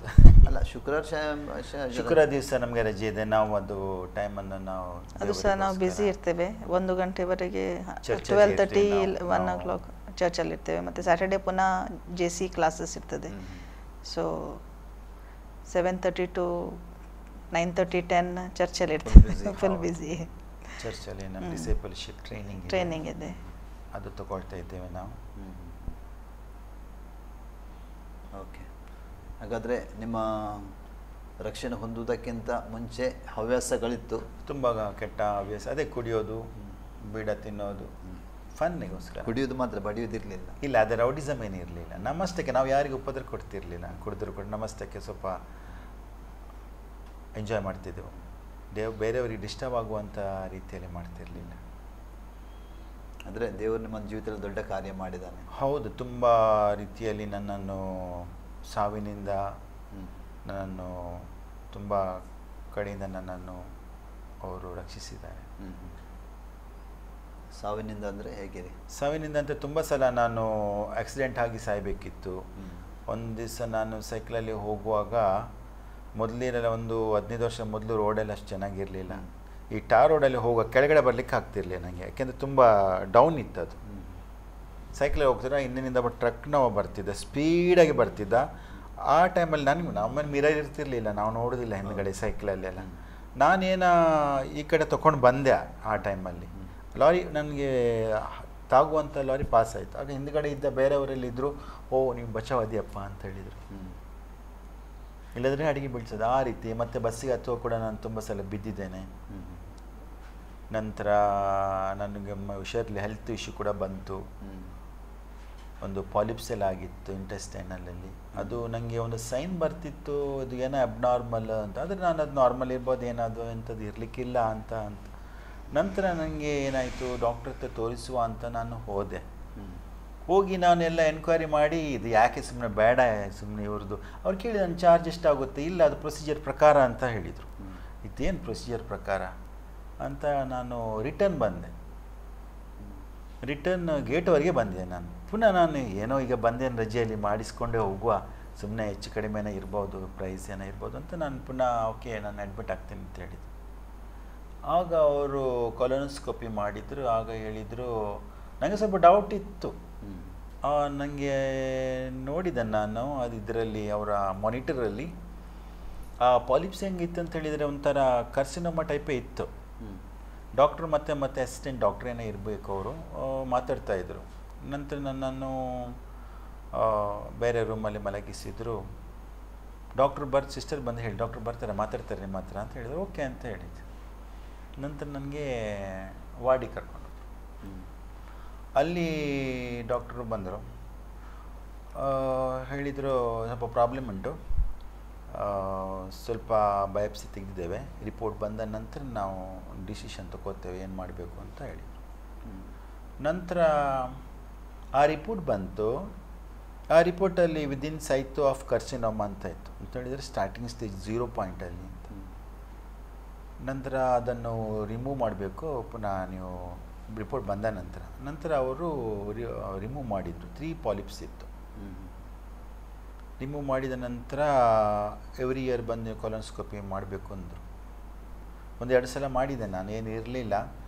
ನಂತರ ನಾನು ವಾಕ್ಯದಲ್ಲಿ ಇಲ್ಲಿ ದೃಢವಾಗಿ ಬರುವಾಗ ನನಗೀಗ ಆಯಿತು ಏನು ಅಂತ ಮನಸ್ಸಿಗೆ ಬಂತು. ನನಗೆ ದೇವರ ವಾಕ್ಯ ಏನು ಹೆದರುವ ಅಗತ್ಯ ಇಲ್ಲ, ಯಾಕೆಂದರೆ ದೇವರ ಹತ್ರ ಇದ್ದವರಿಗೆ ಯಾವ ರೀತಿಯ ಕಷ್ಟಗಳು ಬರೋದಿಲ್ಲ, ಅಂದರೆ ಈ ರೀತಿಯ ರೋಗಗಳು ಬರೋದಿಲ್ಲ ಎಂಬ ಒಂದು ದೃಢವಾದ ಮಾತು ನಂಗೆ ಕೇಳಿಸ್ಬಂತು. ಅದರಿಂದ ನಾನು ದೃಢವಾಗಿ ನಿಂತೆ. ನಾನು ಕೊಲೊನೋಸ್ಕೋಪಿಯನ್ನು ನಾನು ಸೆಕೆಂಡ್ ಟೈಮ್ ಮಾಡಿ 3rd ಟೈಮ್ ನಂತರ ಹೋಗಲಿಲ್ಲ. ನಾನು ಏನು ಇದ್ರೂ ನಾನು ದೇವರ ಹತ್ರ ವಿಶ್ವಾಸದಲ್ಲಿದ್ದೆ. ನನಗೆ ಅಂಥ ಒಂದು ರೋಗ ಬರಲಿಕ್ಕಿಲ್ಲ ಎಂಬ ದೃಢವಾದ ವಿಶ್ವಾಸ ಇದೆ. ಆ ವಿಶ್ವಾಸದಿಂದ ನಡೀತಾ ಇದ್ದೇನೆ ನಾನು. ದೇವ್ರ ವಾಕ್ಯ ನೀವು ನಂಬಿಕೆ ನಿಮ್ಮನ್ನು ಗುಣ ಮಾಡಿತ್ತಂತ? ಹೌದು, ನಂಬಿಕೆ ಗುಣ ಮಾಡಿ. ಈಗ ನೀವು ಕುವೈಟ್ನಲ್ಲಿ ಇಬ್ಬರು ಕೆಲಸ ಮಾಡ್ತಾ ಇದ್ದೀರಿ? ಹೌದು. ಅಂದರೆ ರಕ್ಷಣೆ ಹೊಂದಿದ್ದೀರಿ, ಕುವೈಟ್ನಲ್ಲಿ ಕೆಲಸ ಮಾಡ್ತಾಯಿದ್ದೀರಿ, ಆತ್ಮಿಕ ಸಭೆಗೆ ಹೋಗ್ತಾ ಇದ್ದೀರಿ, ಪುನಃ ಅಲ್ಲಿಂದ ಬೆಳೀತಾ ಇದ್ದೀರಿ. ಏನಾದರೂ ಅದರ ಮಧ್ಯೆ ಏನಾದ್ರು ಸೇವೆ ಮಾಡ್ತಿದ್ದೀರಾ? ಇಲ್ಲ, ನಾವು ಈಗ ಏನು ಮಾಡಿದ್ದೇವೆ ಅಂತ ಹೇಳಿದರೆ, ನಮ್ಮ ಈ ಬಿಲ್ಡಿಂಗಲ್ಲಿ ಒಂದು 4 ಮಂದಿ ವಿಶ್ವಾಸಿಗಳಿದ್ದಾರೆ. ನಾವು ಏನು ಒಂದೇ ಮಾಡಿದ್ದೇವೆ ಚರ್ಚಿಗೆ ಹೋಗ್ತೇವೆ ಒಂದೇ ನಾವು. ಚರ್ಚೆ ಹೋಗ್ತಿದ್ದೇವೆ. ನಾವು ಏನು ಮಾಡಿದ್ದೇವೆ, ನನಗೆ ನನ್ನ ಡ್ಯೂಟಿ ಪ್ರಕಾರ ಕಷ್ಟ ಆಗುತ್ತೆ ಬೇರೆಯವರಿಗೆ. ನಾನು ಹೇಳಿದೆ ನನಗೆ ಯಾವಾಗ ರಜೆ ಇದೆ ನೀವೆಲ್ಲ ಸೇರಿಕೊಂಡು ನಮ್ಮ ಮನೆಯಲ್ಲಿ ಒಬ್ಬರ ಮನೆಯಲ್ಲಿ ಒಂದೊಂದು ದಿವಸ ಪ್ರೇಯರ್ ಮಾಡುವ ವೀಕ್ಲಿ. ಅದಕ್ಕೆ ಎಲ್ಲ ಹೇಳಿದರು ಆಯಿತು ನಾವು ಮಾಡುವ ಅಂತ. ಈ ರೀತಿ ಆ ರೀತಿ ನಾವು ಪ್ರೇಯರನ್ನು ಮಾಡ್ತಾಯಿದ್ವಿ. ಯಾಕೆಂತ ನಮ್ಗೆ ಬೆಳಿಬೇಕು, ವಾಕ್ಯದಲ್ಲಿ ಬೆಳಿಬೇಕೆಂಬ ಉದ್ದೇಶದಿಂದ ನಾವು ಮಾಡ್ತಾಯಿದ್ದೇವೆ. ನಂತರ ಯಾರು ಈ ಬಿಗಿನರ್ಸ್ ಅಂಥವರನ್ನೆಲ್ಲ ಇನ್ವೈಟ್ ಮಾಡ್ತಾ ಇದ್ದೇವೆ ನಾವು ಪ್ರೇಯರ್. ಮತ್ತೆ ವರ್ಡ್ ಕೊಡ್ತಾ ಇದ್ದೇವೆ. ವರ್ಡ್ ಕೊಟ್ಟು ಕೆಲವರು ಮತ್ತೆ ನಾವು ಕೆಲಸದಲ್ಲಿ ಕೂಡ ನಾವು ಹೇಳುವಾಗ ನಾವು ಬೇರೆಯವರಿಗೆ ನಾವು ಈಗ ಮಾತಾಡುವಾಗ ದೇವರ ವಾಕ್ಯವನ್ನು ಹೇಳ್ತಾ ಇದ್ದೇವೆ. ಅವರ ಮಾತುಗಳನ್ನು ಅವರು ನಮಗೆ ಶಾಪಿಂಗ್ ಹೋಗಬೇಕು, ನಮಗೆ ಅದು ತಗೋಬೇಕು ಅಂತ ಹೇಳಿದರೆ ನಾವು ಈ ದೇವರ ವಾಕ್ಯವನ್ನು ಕೊಟ್ಟು ಅವರಿಗೆ ಹೇಳ್ತಿದ್ದೇವೆ ನಾವು ಅದು ಸರಿಯಲ್ಲ ಇದು ಸರಿ ಅಂತ. ದೇವರ ವಾಕ್ಯ ಹೇಳುತ್ತೆ ಈ ರೀತಿ ಅಂತ, ಈ ರೀತಿ ಬದುಕಲಿಕ್ಕೆ ಕಲಿಯಿರಿ ಅಂತ ಹೇಳ್ತಿದ್ದೆ. ನಾನು ನಿಮಗೇನಿದ್ದೆ ಆದರೆ ಈಗ ಇಲ್ಲ ಆ ರೀತಿ ಅಂತ ಅವರಿಗೆ ನಾನು ವಾಕ್ಯಗಳನ್ನು ಕೊಟ್ಟು ಅವರಿಗೆ ಬುದ್ಧಿವಾದ ಹೇಳ್ತೀವಿ. ಆದರೆ ಅವರಿಗೆ ಆಗುವುದಿಲ್ಲ ಅದೆಲ್ಲ, ತುಂಬ ಕಷ್ಟ. ನಾನು ಹೇಳಿದ ವಾಕ್ಯ ಕೂಡ ಹೇಳ್ತದಲ್ಲ, 1 ಕೊರಿಂಥ 1:18 ಸಿಲುಬೆಯ ಸಂದೇಶ. ಸಿಲುಬೆ ಅಂತ ಹೇಳಿದ್ರೆ ಸಿಲುಬೆಯ ಸಂದೇಶ ನಾಶನ ಮಾರ್ಗದಲ್ಲಿ ಇದ್ದವರಿಗೆ ಅದು ಹುಚ್ಚು ಮಾತು. ಹೌದು, ಸಿಲುಬೆ ಸಂದೇಶ. ಸಿಲುಬೆ ಕೊಟ್ಟರೆ ಎಲ್ಲರೂ ತಗೊಳ್ತಾರೆ, ಸಿಲುಬೆ ಯಾರಿಗೆ ಕೊಟ್ಟರೆ ಬೇಡ ಅನ್ನೋದು ತಗೊಳ್ತಾರೆ. ಅದ್ರ ಹಿಂದುಗಡೆ ಒಂದು ಸಂದೇಶ ಇದೆ. ಯೇಸು ಕ್ರಿಸ್ತನು ಮಾಡಿದ ಒಂದು ಸಂದೇಶ ಅದರ ಹಿಂದುಗಡೆ ಇದೆ.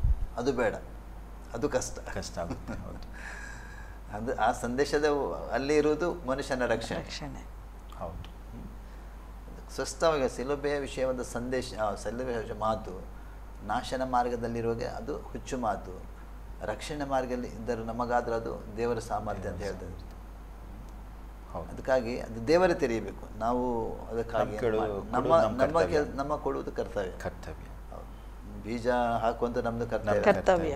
ಬೆಳೆಸುವಂತ ದೇವರು ಹಾಕಿದ್ರೆ ಕೆಲವು ಬಂಡೆಗಳ ಮೇಲೆ ಬೀಳ್ತದೆ, ಕೆಲವು ಮುಳ್ಳು ಗಿಡಗಳಲ್ಲಿ ಬೀಳ್ತದೆ. ಅಂದ್ರೆ ಹಾಗೆ ಬಿದ್ದ ಬೀಜ ಕೆಲವು ಒಳ್ಳೆ ನೆಲದಲ್ಲಿ ಬೀಳ್ತದೆ, ಒಳ್ಳೆ ಫಲ ಕೊಡ್ತದೆ. ಹಾಗೆ ಅಂದರೆ ಬಿತ್ತುವಂಥದ್ದು ನಮ್ಮ ಕೆಲಸ, ಅದು ಬಿತ್ತಲೇಬೇಕು. ಹೌದು, ನಮ್ಮ ಕರ್ತವ್ಯ. ಖಂಡಿತವಾಗಿ ಅದು ಕೆಲಸ ನೀವು ಸೇವೆಯನ್ನು ಮಾಡ್ತಾ ಇದ್ದೀರಿ. ಬ್ರದರ್ ಬ್ರಯಾನ್ ಹಾಗೂ ಅನಿತಾ, ನಿಮಗೆ ಈ ಆಶ್ರಯ ಟಿವಿಯಲ್ಲಿ ಬಂದು ನಿಮ್ಮ ಸಂತೋಷದ ಕುಟುಂಬ ಇದರಲ್ಲಿ ನೀವು ಸಾಕ್ಷಿ ಹೇಳಿದ್ದೀರಿ. ಖಂಡಿತವಾಗಿ ದೇವರು ನಿಮ್ಮನ್ನು ಉತ್ತಮ ರೀತಿ ನಡೆಸ್ತಾ ಇದ್ದಾನೆ, ನಡೆಸಲಿ, ಮುಂದೆ ಕೂಡ ಇನ್ನೂ ಕೂಡ ಉತ್ತಮವಾದ ರೀತಿ ನಡೆಸಲಿ. ಅನೇಕರಿಗೆ ನೀವು ಒಂದು ದೀಪ, ಕರ್ತನ ದೀಪವಾಗಿ ಬೆಳಕಾಗಿರಿ. ಅನೇಕರು ಕ್ರಿಸ್ತನ ಕಡೆ ನಡೆಸುವಂಥ ಸಾಧನವಾಗಿ ದೇವರನ್ನು ಮಾರ್ಪಡಿಸಲಿ. ಇನ್ನೂ ಕೂಡ ಸ್ಥಿರವಾಗಿ, ಇನ್ನೂ ಕೂಡ ದೇವರ ವಾಕ್ಯದಲ್ಲಿ ಬಲವಾಗಿ ಬೆಳೆದು ನೀವು ಅನೇಕರಿಗೆ ದೇವರ ವಾಕ್ಯ ಸಾರುವವರಾಗಿರಿ ಅಂತ ನಮ್ಮ ಪ್ರಾರ್ಥನೆ ಆಗಿದೆ. ಮತ್ತು ನಿಮ್ಮ ಹೃದಯದ ಎಲ್ಲ ಬಯಕೆ ದೇವರು ಈಡೇರಿಸಲಿ ನಮ್ಮ ಪ್ರಾರ್ಥನೆ ಆಗಿದೆ. ಪ್ರಿಯ ಆಶ್ರಯ ಟಿ ವೀಕ್ಷಕರೇ, ಸಂತೋಷದ ಕುಟುಂಬ ಈ ಕಾರ್ಯಕ್ರಮವನ್ನು ವೀಕ್ಷಿಸ್ತಾ ಇದ್ದೀರಿ. ನಮ್ಮ ಮಧ್ಯದಲ್ಲಿ ಸಹೋದರ ಬ್ರಯಾನ್ ಹಾಗೂ ಸಹೋದರಿ ಅನಿತಾ ಇದ್ದಾರೆ. ಅವರ ಸಾಕ್ಷಿ ನೀವು ಕೇಳಿದ್ರಿ. ಖಂಡಿತವಾಗಿ ದೇವರು ಈ ಕುಟುಂಬವನ್ನು ಯಾವ ರೀತಿ ಇದ್ದ ಕುಟುಂಬವನ್ನು ಯಾವ ರೀತಿ ದೇವರು ಮಾರ್ಪಡಿಸಿದ್ದನ್ನು ನೀವು ನೋಡ್ತಾ ಇದ್ದೀರಿ. ಪ್ರಿಯರೇ, ಈ ಕುಟುಂಬಕ್ಕಾಗಿ ಈ ಸಂತೋಷದ ಕುಟುಂಬದಿಂದ ಕುಟುಂಬವಾಗಿದೆ. ಕರ್ತನ ಯೇಸು ಸ್ವಾಮಿಯನ್ನು ಕಂಡುಕೊಂಡ ನಂತರದ ಅವರ ಜೀವಿತ ಹೇಗೆ ಅವರ ಬದಲಾವಣೆ ಆಯಿತು, ಯಾವ ರೀತಿ ಕುಟುಂಬದಲ್ಲಿ ಇನ್ನೂ ಹೆಚ್ಚಾದ ರೀತಿಯಲ್ಲಿ ಸಂತೋಷ ಸಮಾಧಾನವನ್ನು ಕೊಟ್ಟರು ಅಂತ ನಾವು ನೋಡಿದ್ದೇವೆ. ಪ್ರಿಯರೇ, ಅವರಿಗಾಗಿ ಕುಟುಂಬಕ್ಕಾಗಿ ನೀವು ಪ್ರಾರ್ಥನೆ ಮಾಡಿದರೆ ದೇವರು ಶಕ್ತವಾಗಿ ಮುಂದಿನ ಅವರ ಸೇವೆಯಲ್ಲಿ ಉಪಯೋಗಿಸೋದಕ್ಕಾಗಿ, ಹಾಗೂ ಈ ಆಶ್ರಯಲ್ಲಿ ಸಂತೋಷದ ಕುಟುಂಬ ಕಾರ್ಯಕ್ರಮ ವೀಕ್ಷಿಸ್ತಾ ಇದ್ರಿ. ದೇವರು ನಿಮ್ಮನ್ನು ಕೂಡ ಆಶೀರ್ವಾದ ಮಾಡಲಿ. ತಿರುಗಿ ಇನ್ನೊಂದು ಕಾರ್ಯಕ್ರಮ ಬರುವ ತನಕ ವೀಕ್ಷಿಸ್ತಾರೆ ಆಶ್ರಯ ಟಿವಿ. ವಂದನೆಗಳು. Thank you. ಹೇಳ್ಬೋದಲ್ಲ, ಆಯ್ತಲ್ಲ? ಹಾಂ, ಅದಲ್ಲ ವೈಕ್ ಪರ್ಸನಲಿಗೆ ತುಂಬ ಸಕ್ಸ್ ಕಾಣಿಗೆ ಕಣ್ಗೆ